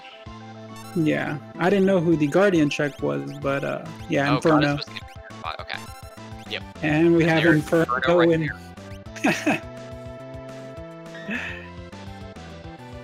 Exactly. KT bosses in KT are not what you want to see. The Ghost Train is kind of is exactly what you want. Ideally, if you're gonna go that way, it's like if you want to see in KT Tower, you want to see stuff like the two bosses that died to Phoenix Down, so Ghost Train, and I'm blanking on the other one's name. Haydn.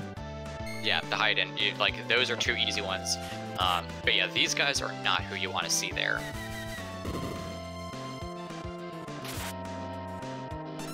Yeah, it looks like Shadow is doing quite a bit of damage, but Inferno can really just kill you out of anywhere. You can't. What you gotta be careful of, especially with his lock being down, is that, okay, it looks like he goes down, but I was gonna say, you gotta be wary of that Delta attack as well. I think he might have Marvel shoes on. That would prevent it because of the green glow I see. I'm trying to remember what that signifies, but I think it's Shell, and he might have like a force shield on or something. I'm not too sure. Okay.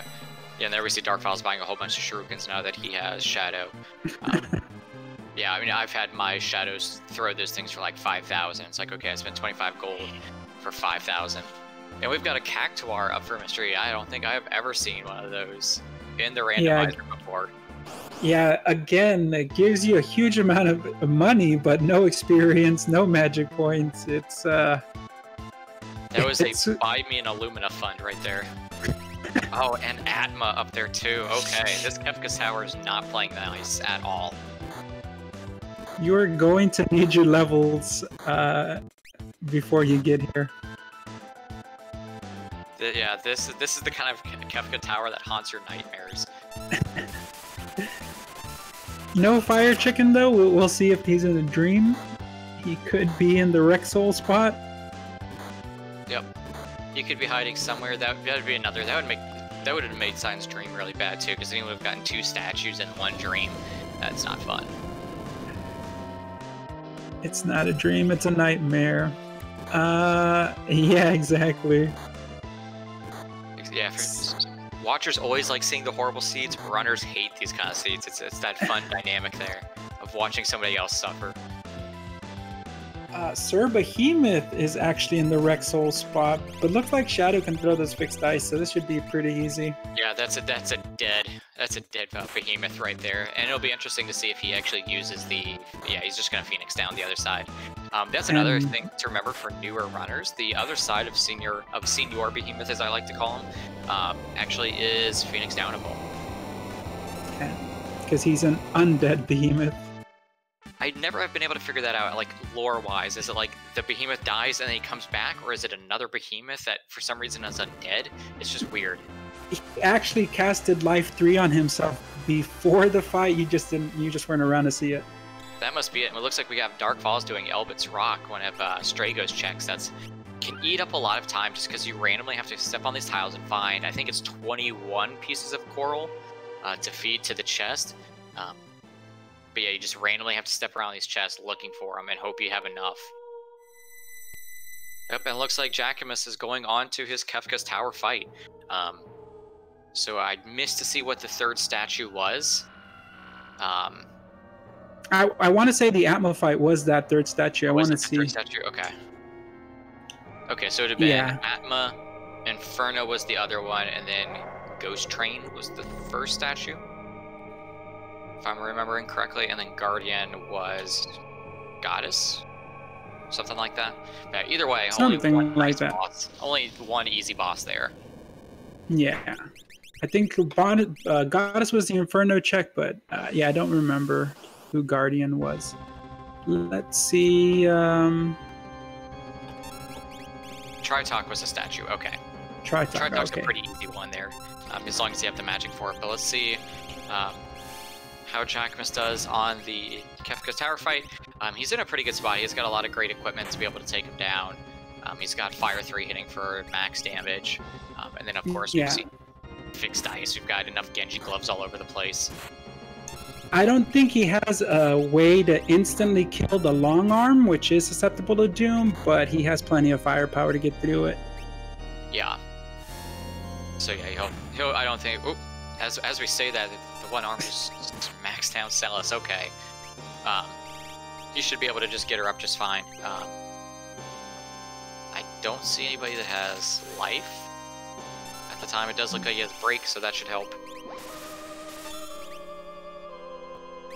Yeah, the biggest thing about World Collide is that Kefka's Tower, even when it's unscaled anything you're leveled up, there's times where you can just out of nowhere get blasted. So it's always a scary fight, regardless of how leveled up you feel that you are for the fight. Oh, looks like we found Guardian. Where was he hiding? Was he in Belt Cave? Looks like it. Yep, from no. background. Yeah. Not exactly. Oh man. Hedon Cave Guardian. Okay, that's not fun. Oh yeah, he's doing the Ebbets. So your reward for doing Ebbets Rock is Guardian. That is fantastic. That is. It makes it crappier. Yeah, that is a rough go. There better be something really good behind that check. Fingers crossed. Hashtag Hilrod. Yeah. I mean, you need at least one, right? This is the kind of seed that's going to give you at least one. Yep, exactly. Looks like Mr. E is doing some selling off of stuff. I'm wondering what he's looking to buy. Same for Ragnarok, I believe. Both of them. I think I haven't gotten to see Mr. E's Esper check. He must be probably getting close to his 10 Espers. Looks like Ragnarok is in go mode as well. So we'll have to see if he feels ready to go take on Kefka's Tower also. Magnus is doing pretty good in phase 1 of the tower. Looks like he should be finishing it up pretty soon. He's getting Thales back up. Yeah, I think definitely when you're going to go into the tower, you want to make sure you have your sleeping bags. You want to make sure you have 3 Illuminas. You want to make sure you have a couple of things before you go in. Yep, you're going on that shopping spree. You're picking up everything that you need. You're telling the shopkeeper, look, I'm trying to save the world here. I'm gonna need all the sleeping bags you have and that rare mythical sword that we thought was lost. I need 4 of them.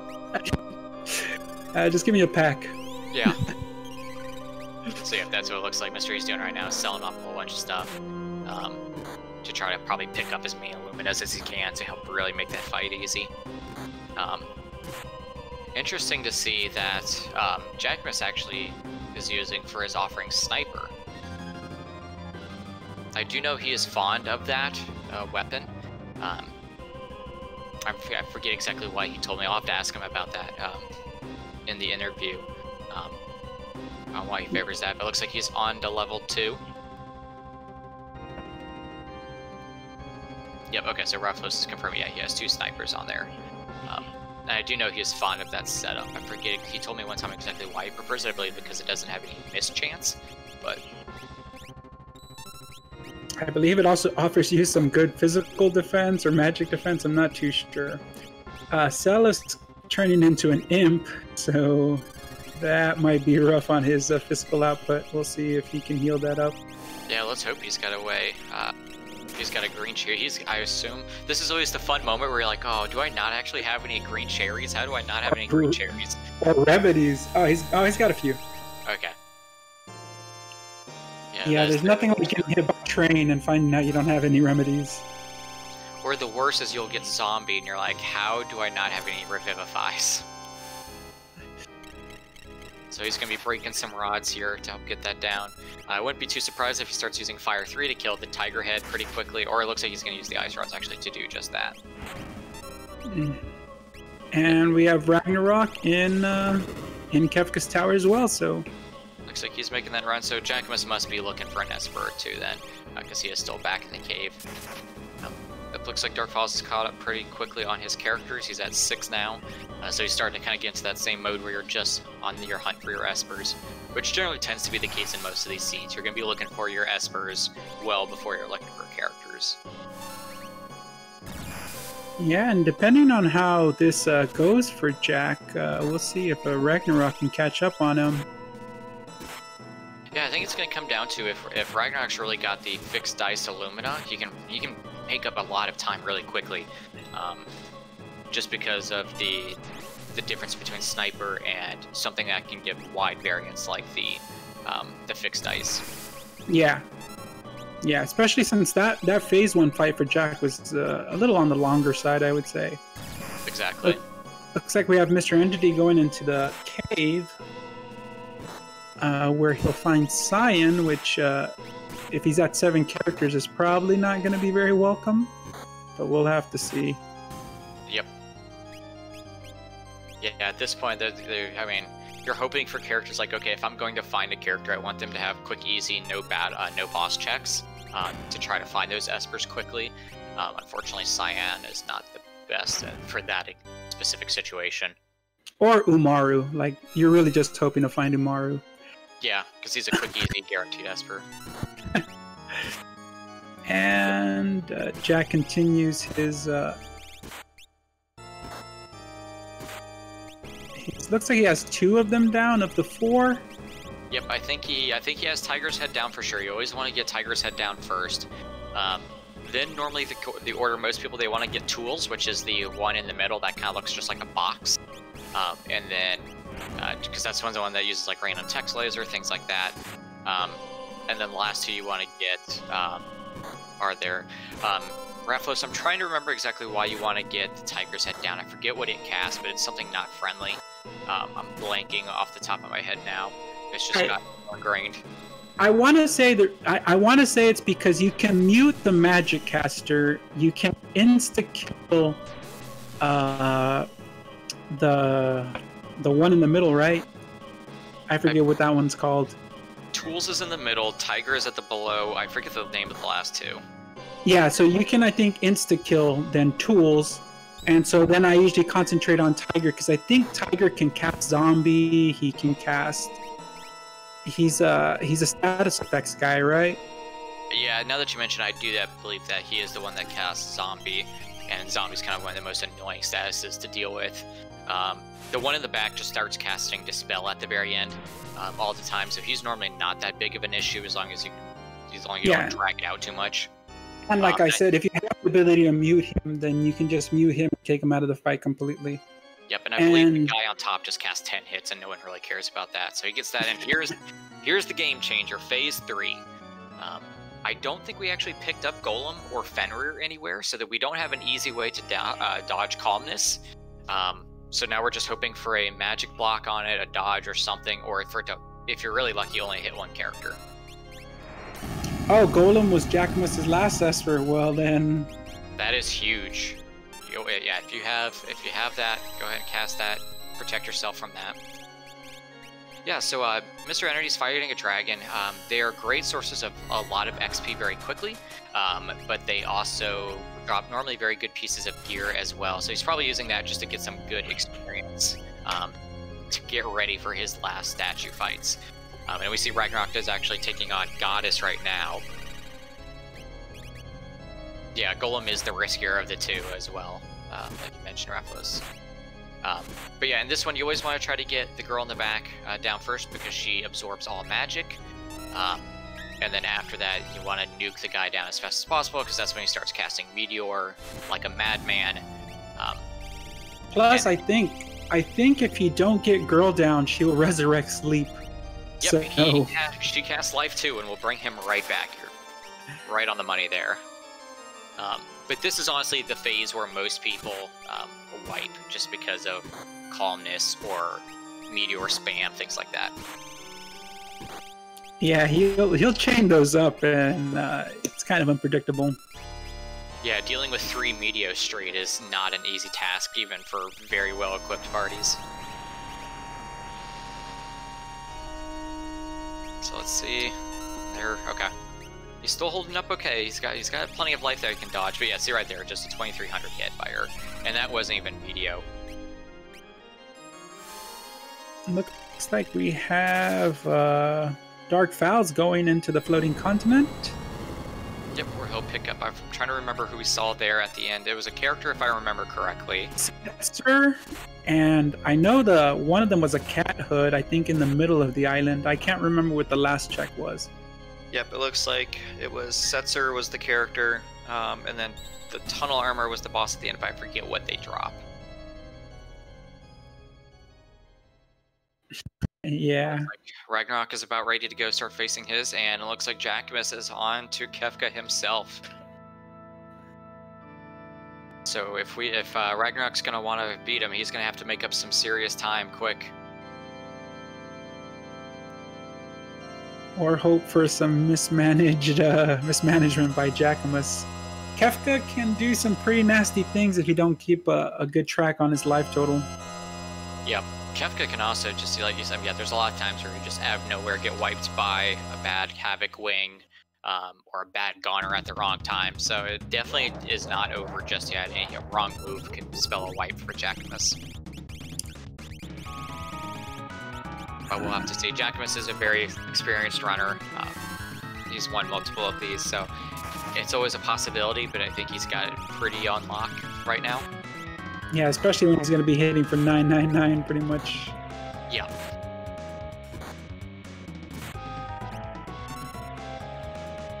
Yeah, I know, right?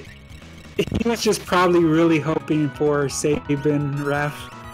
I always love finding rename cards. Well, let's see. Okay, so we're on to the Ghost Train fight in the tower. So hopefully that goes. Yep. Just use the Phoenix down to kill there. And Jack really just chewing through this. Gonna eat a hyperdrive, so bye-bye Realm. Yep. Looks like he's going to just choose to go through this and not worry about healing up. Maybe he has a Mega Elixir? I don't know, because here comes Goner, and Yeah, he's just gonna rush it, I think. I think he's gonna race it to try to get him down before the This will be interesting to see if he can do it. Okay, he does have an elixir, so he's gonna elixir up on Realm, who can survive through it. 2700, yeah. There's the Goner. I think Honestly, one of the coolest attack animations I think of any RPG I've played is the Goner screen. Yep, only takes. Okay, so he's gonna just survive through it since he couldn't blast it down in time. All right, and you gotta hope not to see ultimate. Oh, Havoc Wing! Hey, Interceptor! Doggo with the best. Yeah, that is perfect. That you wouldn't think a god could take on a dog, Yeah. but apparently the dog won this round. Doggo is best.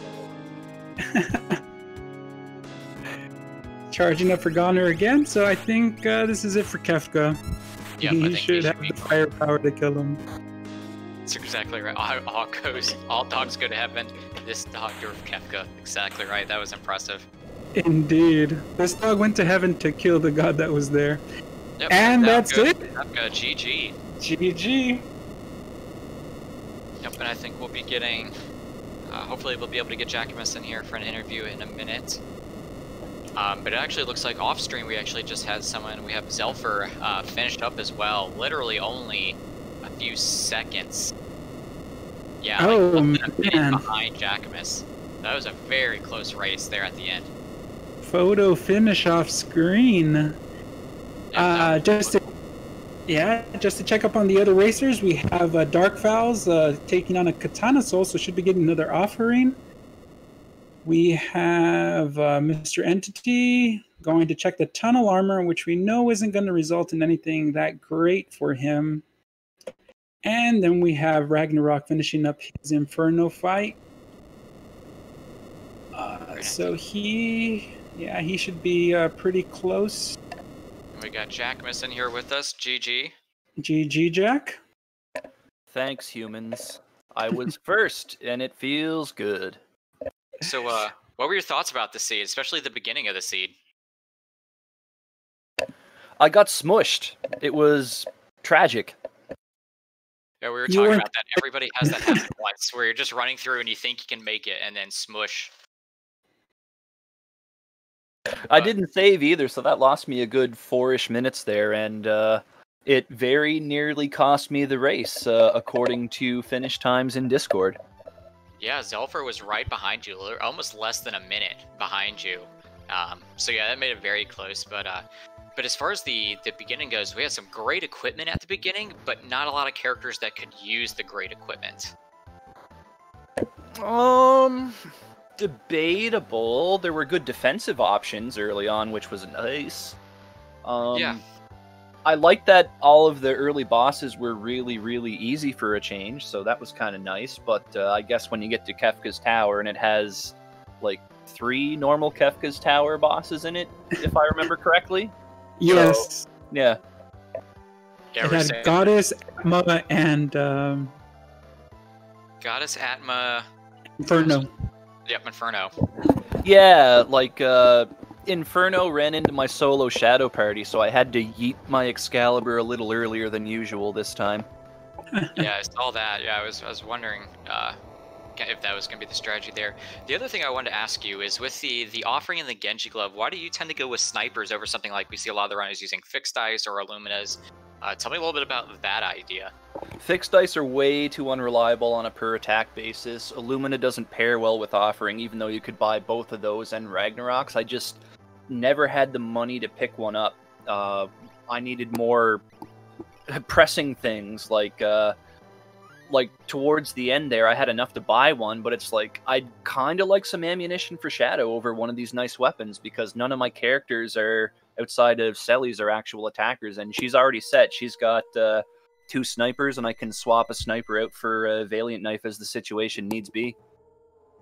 Yeah, like we the, did see the the Valiant Knife snipers, go. the snipers still do triple damage to floating targets and proc throw whenever you've got offering on, so they're a great weapon to put on with offering. That's something I'll have to keep in mind because yeah, I knew at one time I talked to you about that because that tends to be something you like to go to, as opposed to a lot of us who tend to go either the fixed dice route and things like that. So I'll definitely have to apply it to my own game as well. It looks like we got Ragnarok going into the Kefka fight also. But yeah, we were saying the beginning of the seed was really rough because it ultimately came down to 1 check to really unlock the next character. Yeah. I think you had to go through Magitech with 2 characters, is where I got my 3rd one. Yeah. I think Strago was at the end of it. Yeah, that's right. That's right. Old man Strago was at the end there, and well, I hate Strago's checks. They're all pretty long, but luckily I picked the one that led to a character first, so that was definitely handy. But Exactly. Magitech wasn't too bad. You had Ifrit and Shiva in vanilla, so Ice Rod was an instant win. Then you just had Cranes not too far removed from where they're supposed to be, and then Ultros 2 and 3 in succession with a Realm start, so one of those was a free fight too. Yeah, no, definitely Magitech was not as bad as it could have been. It was just unfortunate that either if you got Go-Go early, he could help out a little bit. If not, yeah, if you were taking on Magitech Factory with 2 just to find Strago, who, like you said, his checks aren't great. Yeah, but you needed him to unlock the rest of the seed. I think and once you unlocked the rest of the characters. What? Go-Go was South Figaro, right? Yes. Yes, he was. Yep, Go-Go was South Figaro, Strago was at Magitech Factory. That led you to Burning House, which got you Mog. Mog got you Shadow. Shadow got you Locke. Kind of was the progression out of that. Yeah, for sure. Once I saw Shadow, I basically knew what my final party was going to be at that point. Like, unless the next character was, like, Terra, there's no way I was going to change out the 4 characters I had at that point there. Like, Realm's a project character, but I eventually found that Esper with Fire 3, so she ended up being pretty good, and rods were available. Selly's is always great, Shadow's always great, and, Go-Go can do whatever. He's really useful. He was more utility for me than anything else there, but it was good utility all the same. Yeah, I'm going to be interested to see if more people actually start looking at Go-Go as that very option, as that utility. A lot of the time people get Go-Go and they're like, I just don't want to put the time into him because he can't use an Esper and he can't get those bonuses. But more and more I'm starting to see him like, okay, I really want to have someone who has Celis's runic ability, but I don't want Celis being the one that does it. Well, that's perfect where Go-Go steps in. Or I wish I had someone who could also use Throw along with Shadow. Yeah, exactly. Runic and Throw are probably the 2 most powerful abilities that you can give Go-Go in the randomizer. I mean, let's face it, Morph's the best ability, but you don't always get Terra, so... Yep. It actually looks like Ragnarok has someone casting Ultima, and I'm not sure who actually, if what Esper gave Ultima, because I haven't seen anybody else. I never found one. Maybe Rag actually took the 21 battles to uncurse the curse shield. I saw that and I was just like, nah, I'm selling this. Actually, it's money now. Did. It's a nice rod. I think they were mentioning in chat, I think Ragnarok actually did do the 21 battles to uncurse the shield. Yeah, I mean, there was plenty of battles to get them done with. This was a lot of checks. But yeah, Ragnarok's plowing through phase 2 pretty quickly with that Ragnarok and the fixed dice, Illumina, Genji gloved offering, Shadow. So, yeah, no, it's just gonna be interesting to see how this evolves. But coming back to Go-Go, there's nothing wrong with him. I mean, his stats are lower, but the stat that means the most is level, so if you have Go-Go early, he's going to have a big level, and he'll be perfectly fine. That's what I always say. Don't worry about an Esper bonuses unless they're HP. HP is good in the randomizer. Everything else, doesn't matter too much. Yeah, I mean, I do like Magic Power. I'll try to look for that one. It does help out. More for people like Strago. I'm still debating on how I feel about Strago as a character, because unfortunately he does not level up as well as some of the other cast does. But It's all about what lures he comes with. If he comes with like Grand Train or Mighty Guard, he's pretty useful. If not, bench him.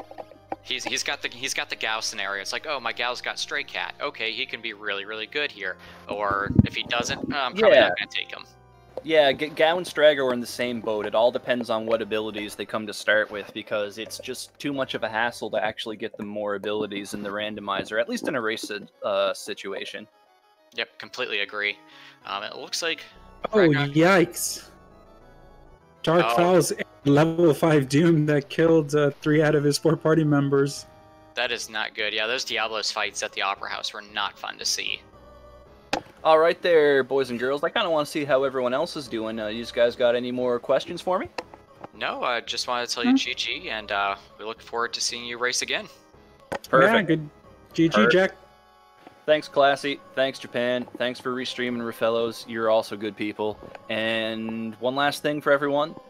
Let's go, Bruins! All right, talk to you later, Jack. All right, so we've got Ragnarok cleaning up the tower right now, so he is on to phase 3. Oh, I just got a big heal off a 9,000 max heal on both of them. Yeah, but has a great deal of firepower, so this should be a pretty easy... Did he pick up a Fenrir or a Golem? That I don't know. Well, we're going to find out in a little while. We'll find out pretty quickly. I think if he had it, he probably would have done it by now. Normally, you'd want to put that on, like, right away. Yeah, before you risk killing them, but... Especially if you have kind of high variance weapons like the Phoenix Down. That dog is putting in work today. Yeah, he's got a Golem, so... Yep, that'll protect him a little bit. From getting just smacked by Calmness.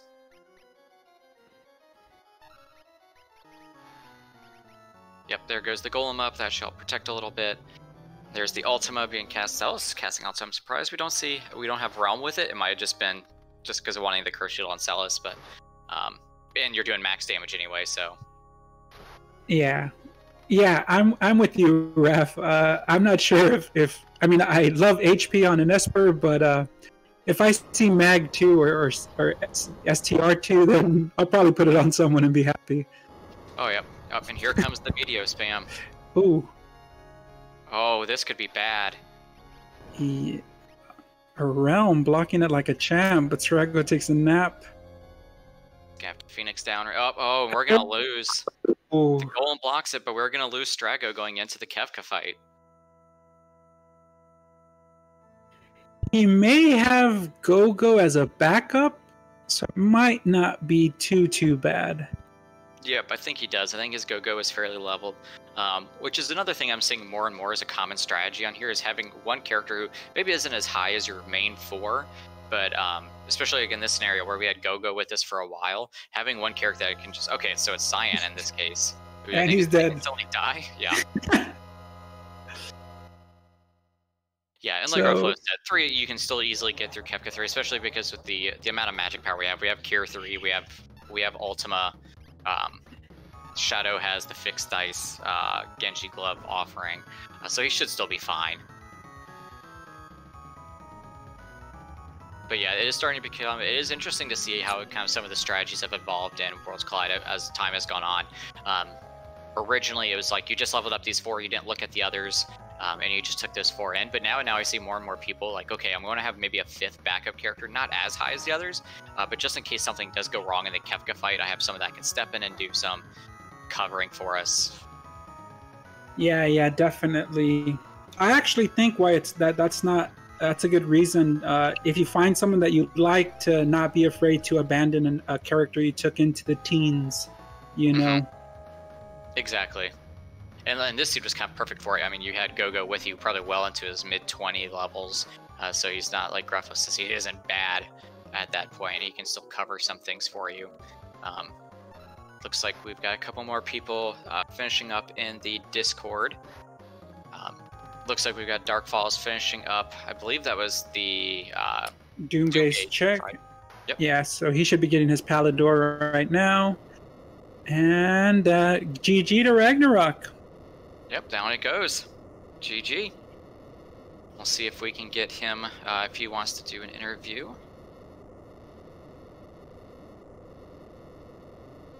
Yeah, I know the fixed dice really, really coming in for him.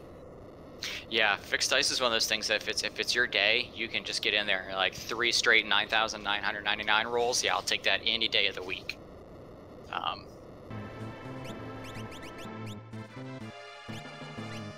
But it looks like Mr. E is also on his tower approach right now.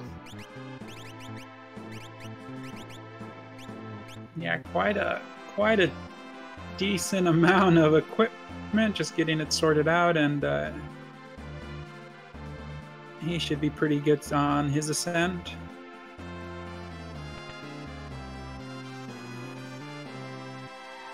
And we have Darkfowls checking the auction house, so oh no, looks like he's not gonna take the time to do it today. Yeah, the auction house is always kind of hit or miss.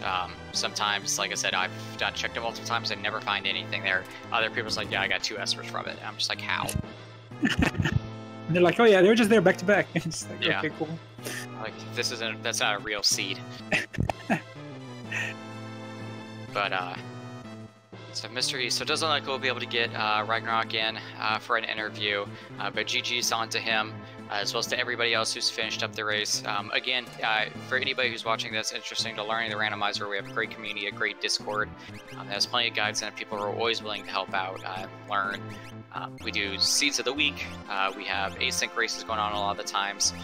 So even if you're not comfortable streaming it or just don't feel like getting into this competitive side of the racing, we still do a lot of other non-competitive, just random races all the time. So I highly encourage anybody who's interested to come join us. Yeah, if we can get a link to the Discord in the chat, that'd be fantastic. Yep, I'm trying to remember what it is. So I'm bad at looks like Discord chats. it looks like we have Darkfowls climbing the tower. Oh, Darkfowls, what are you doing, you brave man? Yeah, that is a little bit of desperation there, but it hasn't been an easy seat for him. No, yeah, he's definitely taken some hard knocks, but gone in for still trying. He hasn't forfeited out, so yeah, definitely good on him for keeping on. All right, good. There we go. We have the Discord and the webpage for the randomizer itself, which is just really, really fun. Definitely check it out. I'm sure once you get into it, then you'll get the bug for racing too, and you'll find out it's challenging, but it's a boatload of fun. Completely agree. And when you go to the website, we do have some like standard presets, like there is like an easier preset to kind of getting your toes in the water for the randomizer, and we have everything from like our this randomizer actually has an open world mode as well, where there's no character gating. So if you just for learning you want to go and see all the checks without having to worry, okay, what character locks up, we do have that. You can change how many espers and characters are required to face Kefka, a whole bunch of things like that. And we're always coming up with new kind of fun things to try for the randomizer, like different kind of races, like requiring 8 dragons and things like that. So it's a lot of fun. Mr. E actually has Edgar with him, and I didn't see what tool he had, but so he is kind of breaking the norm a little bit. Yeah, it looks like he's got him in the tower as one of his like backup characters, Moogle Charm wearer. Yeah. And he has 2 extra Illumina swords, so okay, it looks like he's gonna equip them. I was wondering if he was gonna start using those as chucking objects. Yeah, but make sure to follow those links. Obviously, Jackamus is, you can feel free to follow it there. But yeah, make sure to follow all our runners, and Classy Badger has a channel here on Twitch, as does Raph. Yep. And really, if you're new to the channel, getting to see other people and how they do their checks, obviously, you can look at the old VODs on Randomizer 1 or Randomizer 2. They have plenty of VODs on there, and kind of get a feel for how other people, do their seeds and do their checks. So we found, Fanatic's Tower by no means is a fun check at all, but at the very top of it there was an economizer, which is kind of strong. Yeah. a great equipment. Yeah, to underplay it a little bit. It can really make some boss fights extremely easy when you're just casting everything for 1 MP. So yeah, it's still not a great place to have to check, but at least he found something that's very strong out of it, so it doesn't feel like a complete waste. But yeah, kind of back to streaming. All of us, yeah, we do have we all have channels that will do. A lot of us stream Final Fantasy VI as well as other different randomizers in different games. So highly encouraged to give anybody in the community a follow. Goddess statue goes down fairly easily. That's good to see. And finding the last version of Ultros up in the tower, so this seed is just full of octopi. Yep, we've made the full. I was gonna say we had the hat trick, but it's not even a hat trick. I don't know. I'm trying to think of a sports term where you get 4 of something, because I think a turkey in bowling is 3 strikes, so that's not it. But it's a turkey with a couple extra legs. Yeah. And there's good old Mr. Chupon in the background. Looks like Mr. E is about to. I'm not sure what statue he's on. I think he should be getting close to doing them now. Chupon is made of nightmares. I'm not sure what he is, but he is horrifying to look at. Completely agree.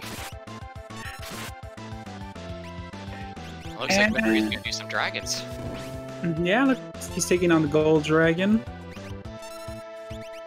Gold Dragon is another fairly easy one. This is another thing we've talked about in the community. The dragons don't make sense. Why is the Gold Dragon a Brontosaurus?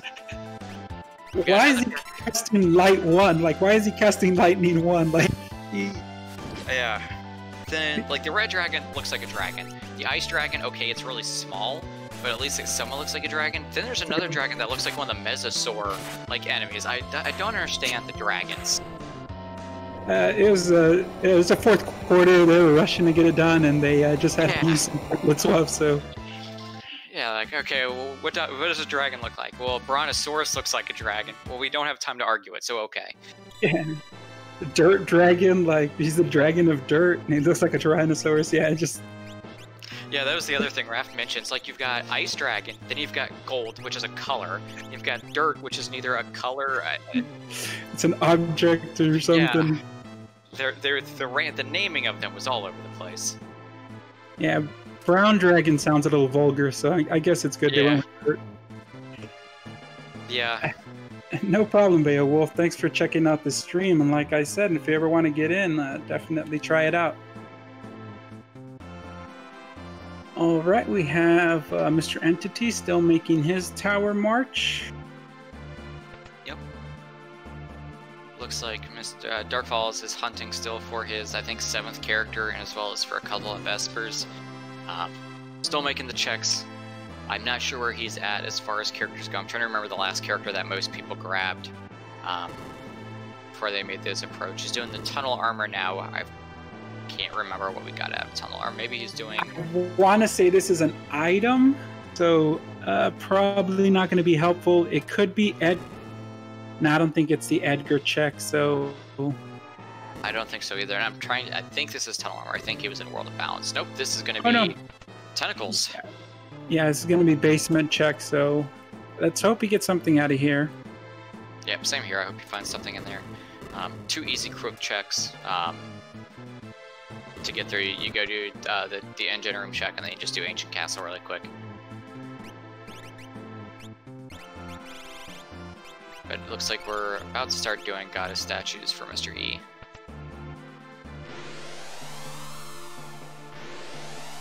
Let's see what who is sitting at the tentacle check for Dark Falls.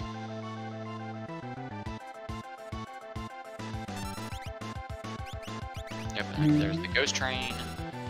Which I think Tritalk is after this, at the Goddess statue. Yep, I believe so as well. And, let's see who's down here in the basement. Yep. Basement always has some, I mean, there's quite a few checks down here. There's at least 5 chests that are really close to each other, so not a bad place to hit if you have Edgar and it's on your way. Yeah, I think, I don't know, I always imagine that something's in that one corner room that I never ever check, because it's just a little bit too far out of the way. Yeah, see, But, and I'm the sucker that will go look for it, going, okay, maybe there's something good in here, and it turns out to be a tincture, and you're like, oh, cool. Then we got 24 at the Tentacles fight. That should be fairly easy, especially with fixed dice offering going on. We're on to Tri-Talk for Mr. E. That should be a pretty easy kill, especially with the Fire 2, so flinging out there. Yep, down goes number 24 really quickly. Yeah, this is, I mean, he has just plenty of firepower. He's just not finding his progression. Yeah, unfortunately he just kind of hit the wrong spots. And that's kind of the nature of a randomizer. I mean, you could be doing excellent, but it's just, did you check the right spot? That kind of really, especially at the seed like this where everything kind of like bottleneck. If you just didn't check the right spots in the right order, you get really far behind. But yeah, and yeah, Drew, it was a pretty slow developing seed. Got a little bit quicker in the middle. I think, contrary to my original statement, Factory was very easy and actually had quite a bit of progression in it, so... Yeah, Factory is always one of those, it's kind of a gamble, because exactly right, you could have some because there's nothing worse than going and getting 2 early bosses at the beginning of Factory, and the very last boss at the end is a nightmare, and you're just like, well, now I'm gonna have to go back and grind up to possibly go back and fight this last boss. Yeah, like Drill is saying, having to grind 10 minutes to be out. I mean, in this seed was very much like very hourglass shaped, where you had some variances in the beginning where you could go, but then it really narrowed down to like just one specific check you had to do. Oh, you did. I think there was some ice rods in South Figaro that I think people had picked up. Yeah, I think that's where everybody was grabbing. I saw a whole bunch of people grabbing ice rods from South Figaro. Yep, Opera was the Doomgaze fight that just offered, I believe, an item, if I remember correctly.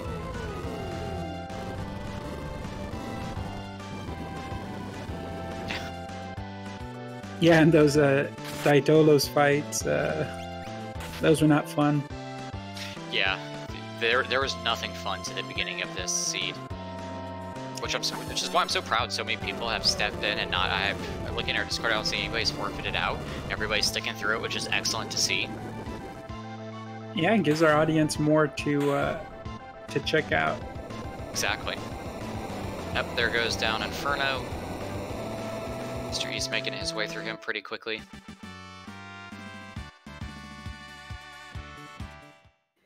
But then I'm trying to remember what the last one is that he should be heading on to. I want to say the last guy is... Yeah, I'm blanking. We've seen it so many times now, and I'm still blanking. Yeah, horrible memory.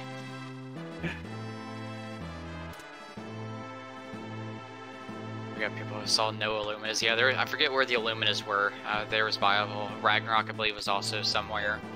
Zelfer, I think Mr. Entity has literally 4 Illuminas in his inventory. I'm not sure if he's thrown them by now, but yeah, there were quite a few Illuminas. There's some powerful equipment in this seed.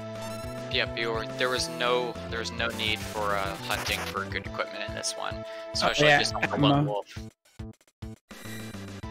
Yep, there's the Atma fight. Yeah, I mean, Celis is doing 9,000 and then Science. I think Cyan is just a movable charm carrier, just doing extra damage, but he's gonna get a dispatch in and then take a nap. So. And then we got Dark Falls facing yet another enigma to the dragon naming strategy. We have Blue Dragon, but there's also Ice Dragon. At least Blue Dragon is a pretty decent looking dragon, right?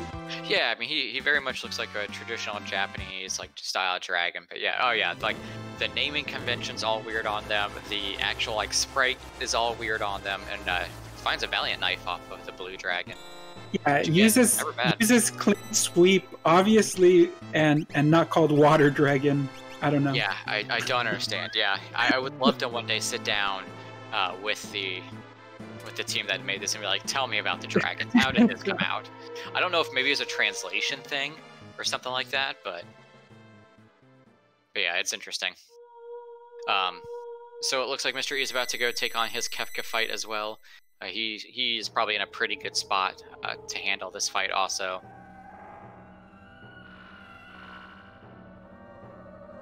And okay, yep. So Darkfall's just finished up the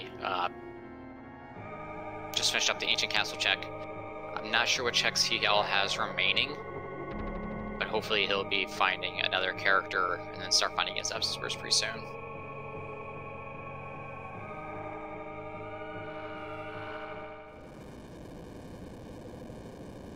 Mr. E, let's see how he does on his Esper fight. Hopefully he doesn't have any bad luck on this either. I think most people are probably taking in the same team. Yep, Celis Realm. Oh, he's actually taking Mog. Taking in Mog. Interesting.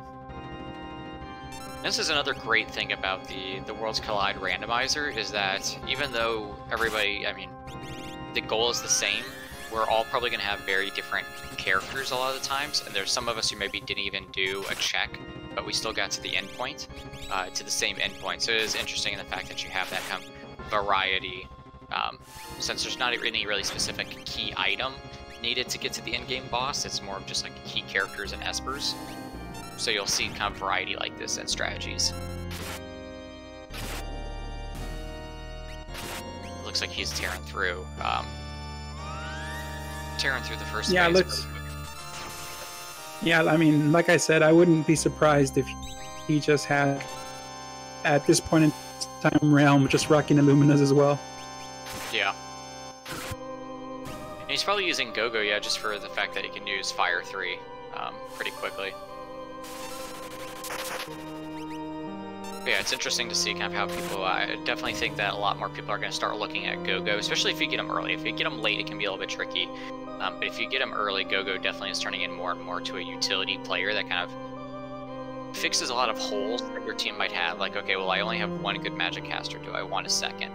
Yeah, then okay, let's just bring Gogo in. Or, hey, I've got someone who has a really, really great ability that I can mimic off of. Like, you've got Cyan with his sword tech. I can mimic off of that. So, I think more and more people are starting to look at Gogo as a character and realize he's actually quite good for fixing holes. Not as like your 1 or 2 spot, but he does what you need him to do. All right, looks like Darkfall's picked up whatever was necessary for him to get into the Kefka's Towers. So, okay. So he's in Go mode as well. That's good to see. Hopefully, I mean, I think he's pretty leveled up, so he should be going through this pretty quickly as well.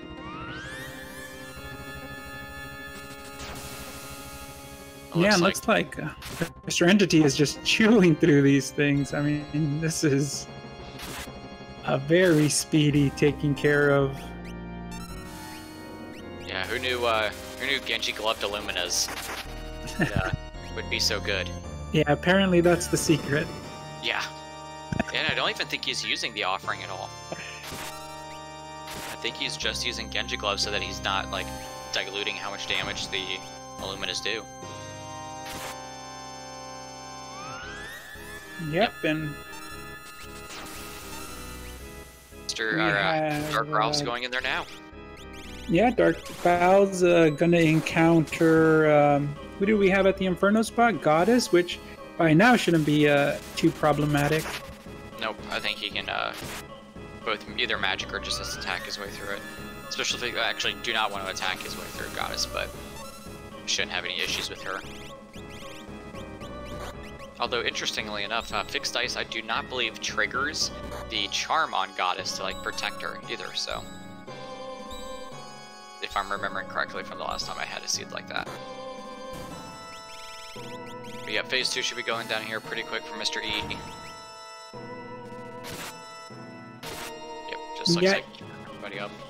Interesting that very few people, at least on stream, used any kind of alternate tactics to insta-kill or mute any of the body parts. We're just blunt force, you know? Yeah, that does tend to be the case a lot of times. I haven't seen a lot of other racers do it, but as far as like getting mutes off, things like that, it really depends on the runner. If you want to do it, sometimes it's just like, okay, it's just quicker for me to just train through it and just do it faster, just mash that A button on attack. But yeah, each person kind of, there definitely is different styles people have. Like we saw Jackimus using snipers over like the fixed clubs or Illuminas and things like that. So it's always interesting. Yeah, I'll definitely have to check that out. Do a little testing on that. Yep. All right, phase 3. Yep. I think everybody has Golem at this point, so this shouldn't be hopefully too bad for him either. Another strategy that we actually didn't see tonight that a lot of people use or are starting to look at using, especially to get set up the right way, is like Murtron stats. Of just like, okay, I've got 3 Ice Shields on Minerva, cool, I can just Murtron through everything. And that's a pretty strong strategy we see from time to time as well, if things line up for you to get it off. Yeah. Definitely, there's a lot of red jackets really absorb fire as well. Yeah, there's a lot of things that can help you get through it. I mean, red jackets, Minervas, I mean, even fire and thunder shields obviously absorb or nullify it. Yeah. Yep. All So right. there goes the Golem casting to protect for the calmness. Yeah, this should be a pretty easy getting those Pearl triggers off of the Excalibur. If I remember correctly, I don't think that's Illumina. No, that's Illumina.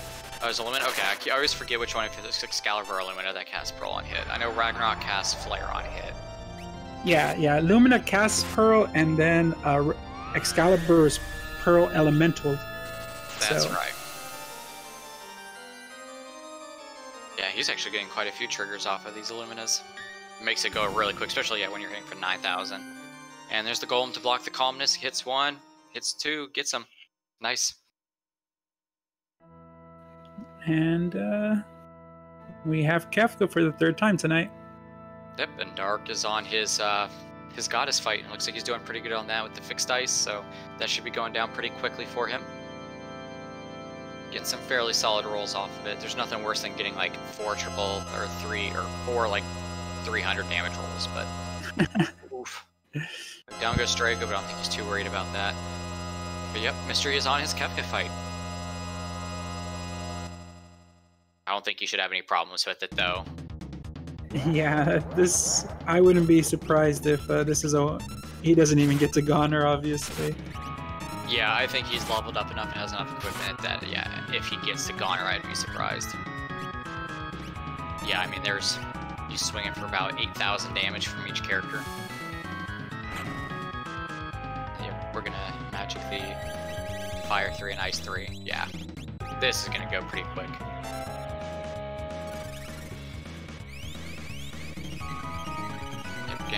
And yeah, he's got Cure 3s for the Fallen ones. This is pretty much all big game for Mystery, unless something... Don't want to jinx it, so I'm not going to say it, but it should be okay. He'd have to Ultima his own team at this point. Yeah. Still going to wait around for Goner, I suppose, but... Yeah, better safe than sorry, And he's going to just heal up through it, so yeah, I don't think... I can't blame him. He just would rather be safe than sorry. And... He's gonna run, but he possibly could push for it, but we'll see. He's not getting as many Pearl triggers this time. Yeah, but this Fire 3 should do it. Yep, but it looks like he's just about done. Did he get him? Yep, there it is. There's the flash. Yeah. So GG for Mr. Entity. Yeah, GG. Making quick work, not even getting through the Goner phase. Excellent job there. Yeah, good job.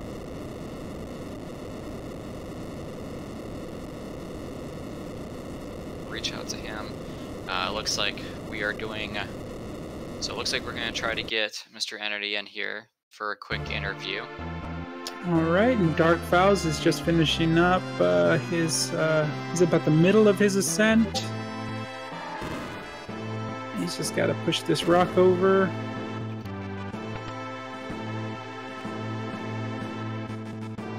Yep, so good to see everybody who was on stream finishing up, making good time for such a hard seed. These are the kind of seeds that can really break it if you don't stick to it, or you just kind of get demoralized. But glad to see everybody sticking through it. Yeah, for a difficult seed, 2.5 hours is not that bad. Oh, for sure. I mean, a seed like this easily could have taken you close to 3 hours if things just had not fallen your way. And Dark Falls has made great time catching up, because he was kind of on one of those starts where he could have had a 3-hour seed, but he's made excellent time of kind of getting the right equipment, making the right checks where he needed to pick up and get back to where he is. There's our train to take care of him again. Short work, and then we'll be seeing Inferno next, I believe. Yep. Oh, and then Tri-Talk, Inferno, and then Atma, I believe. That should be the order.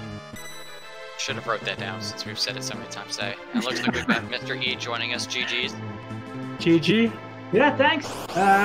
It was an interesting race. I played a lot differently than I normally do. Didn't use the Moogle Charm for a while. Just trying something out. I don't really do practice, so I gotta learn what I can during actual races.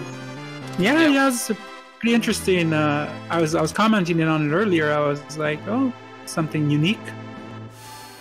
And see, if I remember correctly, Mr. You used to not use the Moogle Charm too often. Is that something that you're kind of still deciding on if it is a better approach to take, or? I don't really know about better or whatever. When Jack and I first started doing this, I think we still probably agree that it's a slightly more interesting race if you do it without a Moogle Charm. But I am now thinking about whether or not it's a good idea to, just keep it off for a while at the start so you gain more view. I would definitely see a flag where we take off the Moogle Charms and maybe have less characters and less Espers to get, but that would be much longer seed if we had to go through the entire thing without it. Oh yeah, it can take a while, but you do wind up running away from most things. It's just you actually have to deal with the fact that there are enemies that can kill you, and you just have to fight them randomly. Yep. True. And it does help out leveling, or help out kind of normalizing your leveling throughout the seed as well, so you're not having to level all at one time by like I saw you took some dragon fights, which I've noticed most people normally tend to do to kind of help bump up that last bit of experience. But tell me a little bit about your thoughts, kind of having such a high power start where we found like the offering and the Genji glove and all the Genji pieces so early. Well, the offering and the Genji glove I immediately put on Celeste, and then just every time she fought things, she was my damage, but it was slow damage. It wasn't until I found like the Illuminus and I was like, oh, well, I'm gonna sell this offering now. Yeah, I noticed that the Kefka fight you had a total of 4 Illuminas with 2 Genji gloves between Celes and Mog. He was wearing 5 Illuminas into Ragnarok. Okay. Yeah, I was surprised though, and I was talking about this with Jackamus, that more and more we're starting to see more people look at Gogo and realize he's actually not as bad as a character as we thought. I was talking with Japan about he's actually turning more into like, okay, I've got some weak spots in my team where like, oh, I really would like Celeste's Ragnarok or Runic, but I don't want to stop her from attacking. How are you starting to feel on Gogo? Do you feel he's kind of a better character than we thought he was? Do you still feel he's not as great as some of the others? I mean, he's definitely not great. What he is a utility character. So whatever abilities you have will determine how good Gogo is. And since I started with Gogo and Celeste, I just immediately put Runic on him, and that got me through the Doomgaze fight. Yeah, I mean, with Gogo, even if you don't like end up not using Shadow, you can still give Gogo Throw as well, which can also help out with making up his damage as well. I put Throw on him when I found Shadow right at the end there. Didn't wind up using it because I only had like 3 things to throw. Yeah. And he had like Flare and some level 3 spells that he could do damage with. But yeah, if you have like tools or Throw or Runic or certain rages or lores, Gogo is really useful. He does have terrible stats, but yes, we started with him this time, so the leveling of just having him from the start makes up for that.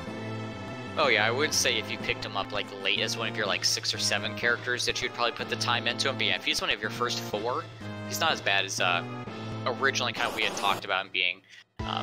mainly because we were just weighing off of, well, he only has 1 check and things like that. But check is at least free, but if I have him as my first 4 characters, I will probably keep him unless I find a really good character later. But I would much rather have Gogo than 90% of the time Strago or Gao or Umaro. So he has his uses.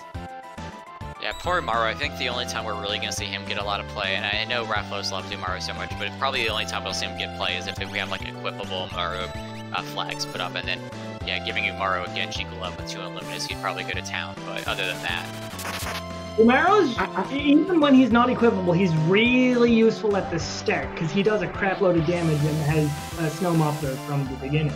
But as soon as you get to like mid game, he tails off, and if you get into equipable, he's just a throwaway character.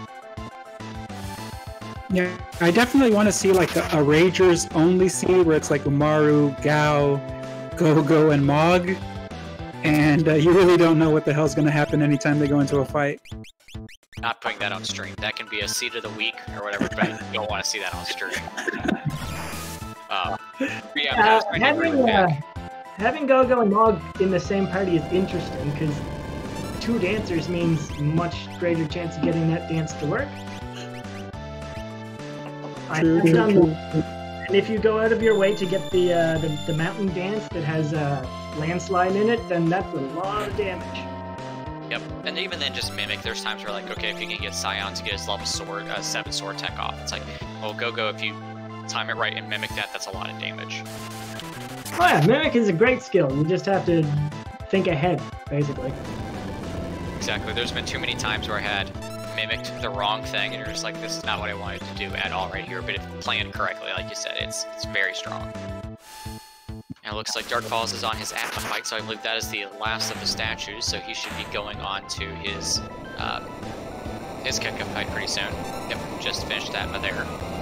Oh, that was one thing that almost caused a massive problem for me. Was I sent Mog down a path that had to fight Goddess, and he was holding 2 Illuminus.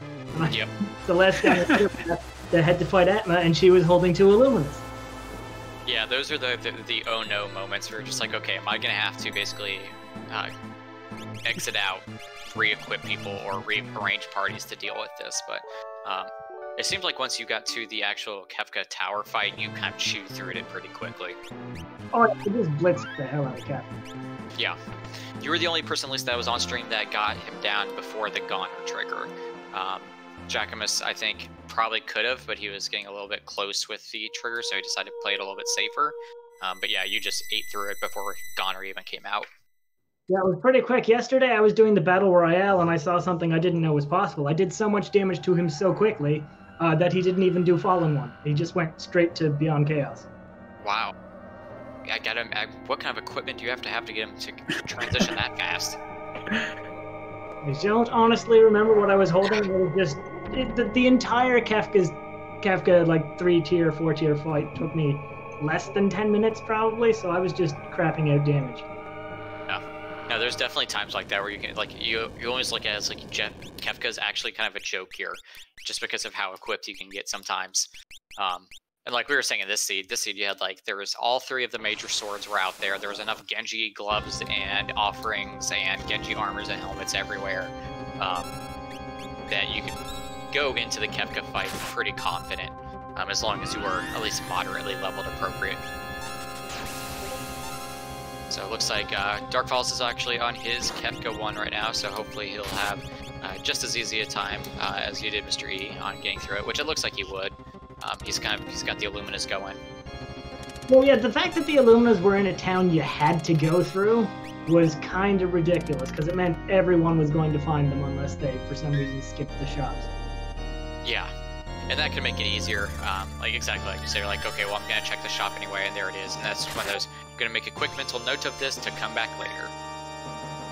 Yeah, and one of the reasons I kicked Strago out of my party in favor of Mog was that Mog could just use the Illumina. Yeah. Yep, Strago unfortunately cannot, which, yeah, I completely agree. Illumina is just too strong. Now, I don't think, okay, so Dark Falls does have Shadow with fixed dice and offering. so that can hopefully make up a good bit of his damage as well.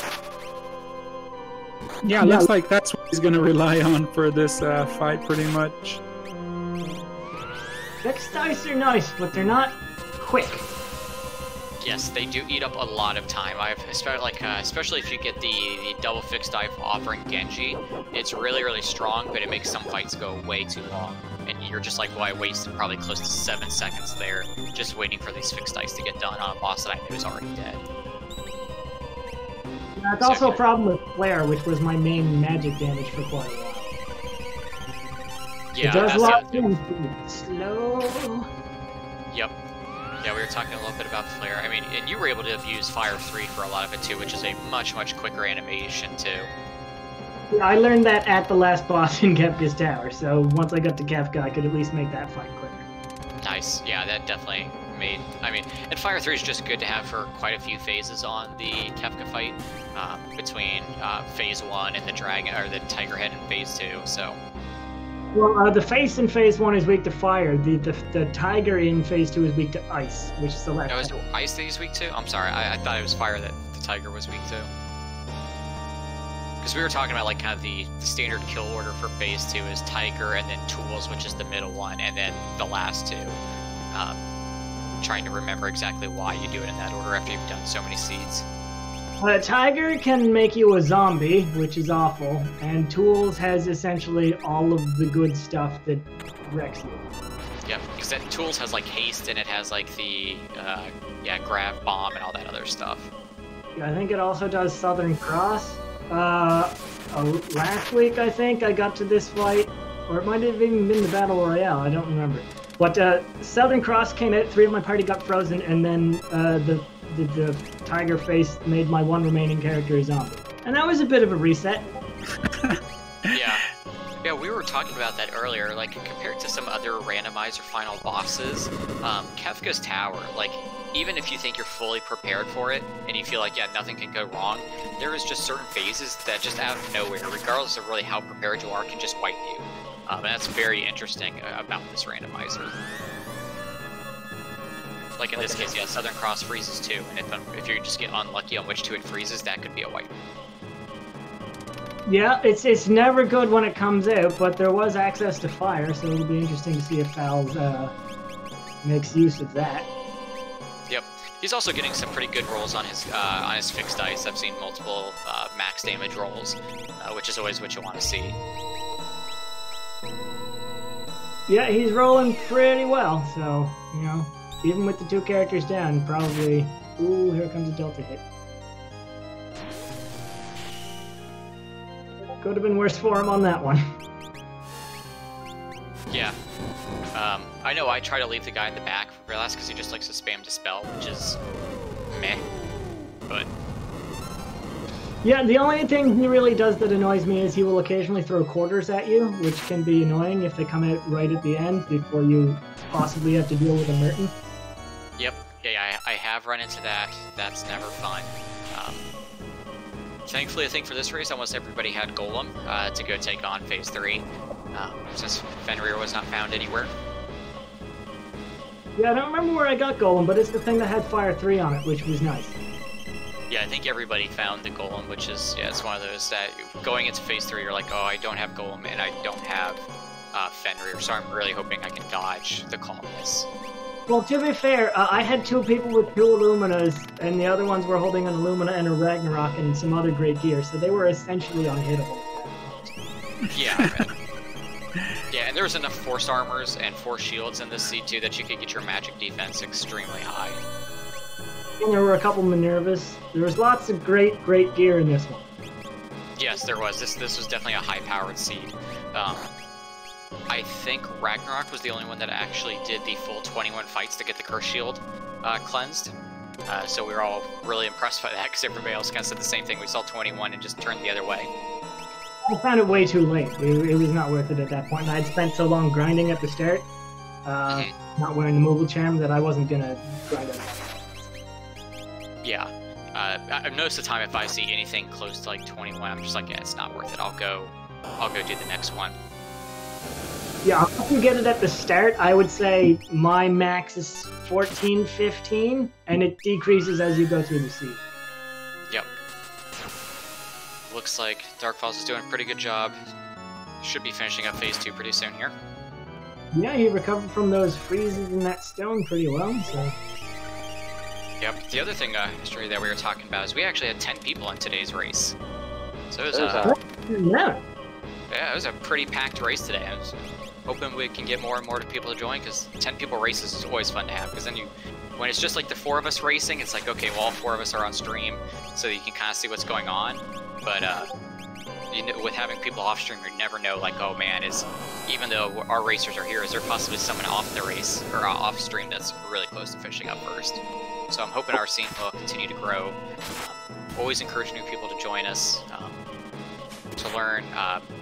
I think we are still eventually planning to try to do a mentor race, which would be like a co-op seed where you team up, I should say, with like one person who's more experienced in the community, and then joining up with somebody who's a little bit newer to kind of help get that experience. So I think that is another thing that we have planning in the works. Yeah, I'm looking forward to that, but that's Scott's baby, and he's been real busy recently, so it hasn't kind of come out yet. I'm still waiting for the Battle Royale to be featured. That should be coming up pretty soon. I think we were going to have the week where it's the final 4 of the Battle Royale, I think is going to be on stream, if I remember correctly. So that would have been, I think, close to like 5 weeks worth of racing, culminating in the Battle Royale. And that is another thing that we do on the stream as well. Our community is not quite big enough to do a full like tournament like that some of the other randomizers do. We have a Battle Royale where basically everybody enters in and we do async racing. And then whoever the last 2 people with the slowest times are dropped from the race, and then we post up another race, another seed each week. So if you're not as big on streaming it, but you kind of want to try that kind of racing, that is another thing we do. And then I think the final 4 will be on stream as kind of like not an exhibition, but it's like one of the weekly races probably. Also trying to have races now that are like people who aren't usually on the stream, people who aren't necessarily very good or who are new. We're trying to get some races going with just those people so that there's less of a barrier to entry. It's a bit hard when like Drew and Jack are on stream and you're like, oh, I don't want to go in that race, I'm gonna get my ass kicked. Yeah, I completely agree. Yeah. Yeah, so we're seeing kind of I don't want to say like new runner races basically, where we say, hey, because those of us in the community kind of know who the top racers are, and say, hey, we would love to have you commentating on these and helping out, but we're going to kind of give this as an opportunity to feature new runners, to make them not feel like they're racing against versus you or Drew or Jack. So I think I'm that great. You've been up there. You've finished first, I think you finished first or second a few times, haven't you? I've won a couple, but people have gotten a lot better since then. Yeah, that's the other thing that's happening now is everybody's getting so good that you're like, man, I gotta kind of keep pace with everybody. But it's always good. I mean, the more the community grows, the more we see new strategies coming out and things like that. So. Yeah, again, I don't really practice at all. I just do occasional asyncs and like the seeds of the week and the races. So I'm very slowly getting a bit better, but then other people are just like practicing all the time and have gotten stupid good. Yeah, no, I'm the same way. Like, I've got this problem right now that there are so many good randomizers out there that I'm trying to learn a whole bunch of them. So like I'll do Free Enterprise. I'm learning Career Day right now, which is the Final Fantasy V one. And then I do this, and it's just like trying to find, and of course there's Chrono Trigger randomizers. There's a new Secret of Mana randomizer. So it's like, how do I have enough time in the day to learn all of these? Dark Falls on his phase 3 fight. Yeah. Having some teething issues there. Speaking of Final Fantasy V, I will take this moment, if you don't mind, to plug my charity stream tomorrow. I am playing in the Final Fantasy V Forge Out Fiesta event, which is the thing that runs until the end of August. I'll be doing things every Wednesday and Sunday until the end of July, probably. I have prizes and stuff to give away. It's all for charity. It's good times. I suggest people come by if they want to. I will be starting a new seed tomorrow, and I will be using a randomizer as the base instead of the normal game. So are you gonna do then the career day 4-job fiesta format where it fixes like the 4 jobs? I believe so. Yes, I've been considering whether it would be the GBA one or the 4-job the career day one, and I've been having difficulty getting the GBA one to even work. So I'm leaning towards career day randomized. What, like locked worlds to keep it at least somewhat like a Yeah, I highly encourage anybody else. I mean, if you like Final Fantasy VI, obviously we'd love to have you in the Worlds Collide group. But there's other great randomizers out there as well. Like we were mentioning, Free Enterprise is about ready to get ready for their highway to the Zenith Zone 3. So if you're a big Free Enterprise fan, and then also there's the Final Fantasy V Career Day randomizer that's out there. That's excellent. I myself am working on a pet project with some other people where we're planning on trying to do a Super Final Fantasy randomizer relay. So basically doing Free Enterprise into Career Day into Worlds Collide. So I've been working on that, and that is kind of like a one run. Yeah, so I'll do like a run of Free Enterprise and then a run into, then like finish that ROM, go into Career Day, finish that, and then go into Worlds Collide, and at the very end that would be time. That's gonna take forever, but would probably be fun. Yeah, it's probably gonna be close to about 9 hours roughly. The other fun idea that we have been bouncing around that eventually we will Fouls! Yeah, Fouls is having some issues. He got trained, medioed, got calmness. He is Fingers crossed. Feeling the brunt of this. Everybody give Dark Fouls your energy, he needs it. Turned against him real quick. And that's the nature of Kefka. Like, out of nowhere, he will just hurt you quickly. Hopefully Realm and Go-Go can do it. I don't know kind of how well they are set up. He's got some Locke and Edgar backups, so... Good old characters at the end of the game. Yeah. And we're throwing Illuminas now, okay. Just chucking those Illuminas, nice. Chucking them like a spear.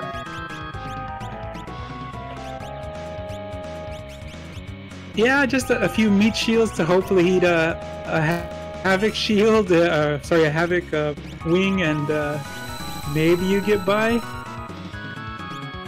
Oh yeah, of course, he was muted, so he couldn't cast magic. Rough start to Final Kefka. Yep, like I said, fingers crossed that he'll be able to get through it. I would hate to see him take a wipe here. Alright, he's got a Mega Elixir. Yeah, he's got a Mega Elixir, so... He's on. No, I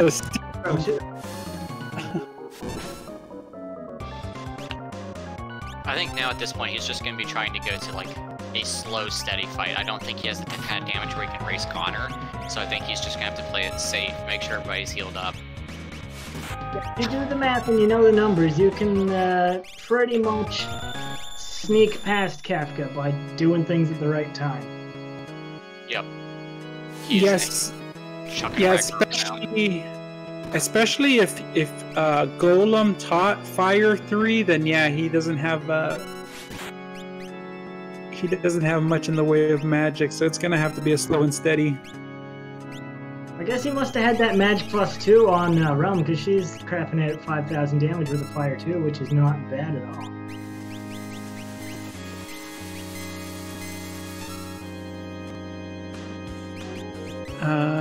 Yikes, another train, so hopefully some more remedies. Yeah, it looks like he has them. Hopefully, because I've got my fingers crossed for him. It looks like that Realm and Go-Go are at HP levels where they can stick through it. Yikes, he has one remedy left after this. So he's just gotta fade another train. He's got to Goner now.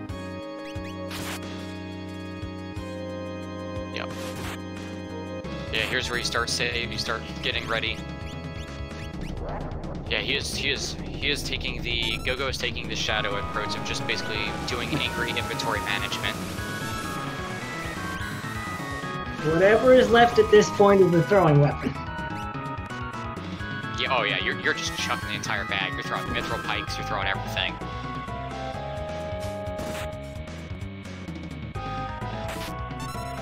And now we're just trying to not get countered. Oh yeah, you're just. Oh no. Oh, Oh, that hurts. Ooh. Oh no, Falth. All right, let's see if he's gonna stick through it. Nope. Okay. well, So- GG, Fouls. Yep, it was a great attempt. Just got extremely unlucky there at the end. But GG's Fouls, you stuck. I mean, you grinded through that horrible seed. Want to thank everybody for coming out today. Had a great amount of racers come out. Always encourage, like we've been preaching, always encourage more people to come out and join us. Japan, anything you have to say before we sign off? No, thank you very much for our runners tonight, always providing great entertainment value with their running. I want to thank you for joining me on the comms today. Very much, Classy Badger, and Raph for tracking and restreaming. Yep. Thank you again, Japan, for joining me as well. And of course, Raph for doing the streaming and restreaming. Mr. Anything to say before we head out for the day? Well, just you guys are forgetting to thank the most important person, Atma. Oh, of course, yeah. The person who designed this, I can't believe I forgot him. Atma Tech has built this great randomizer for us. Always taking people's suggestions for new things to come in. It's amazing how much this randomizer has grown and like how many new features we've gotten in such a short period of time that we've had it. Yeah, thank you. Good night, everyone, and thank you for coming and checking the stream out. Let's go, friends! See everybody next time. Bye.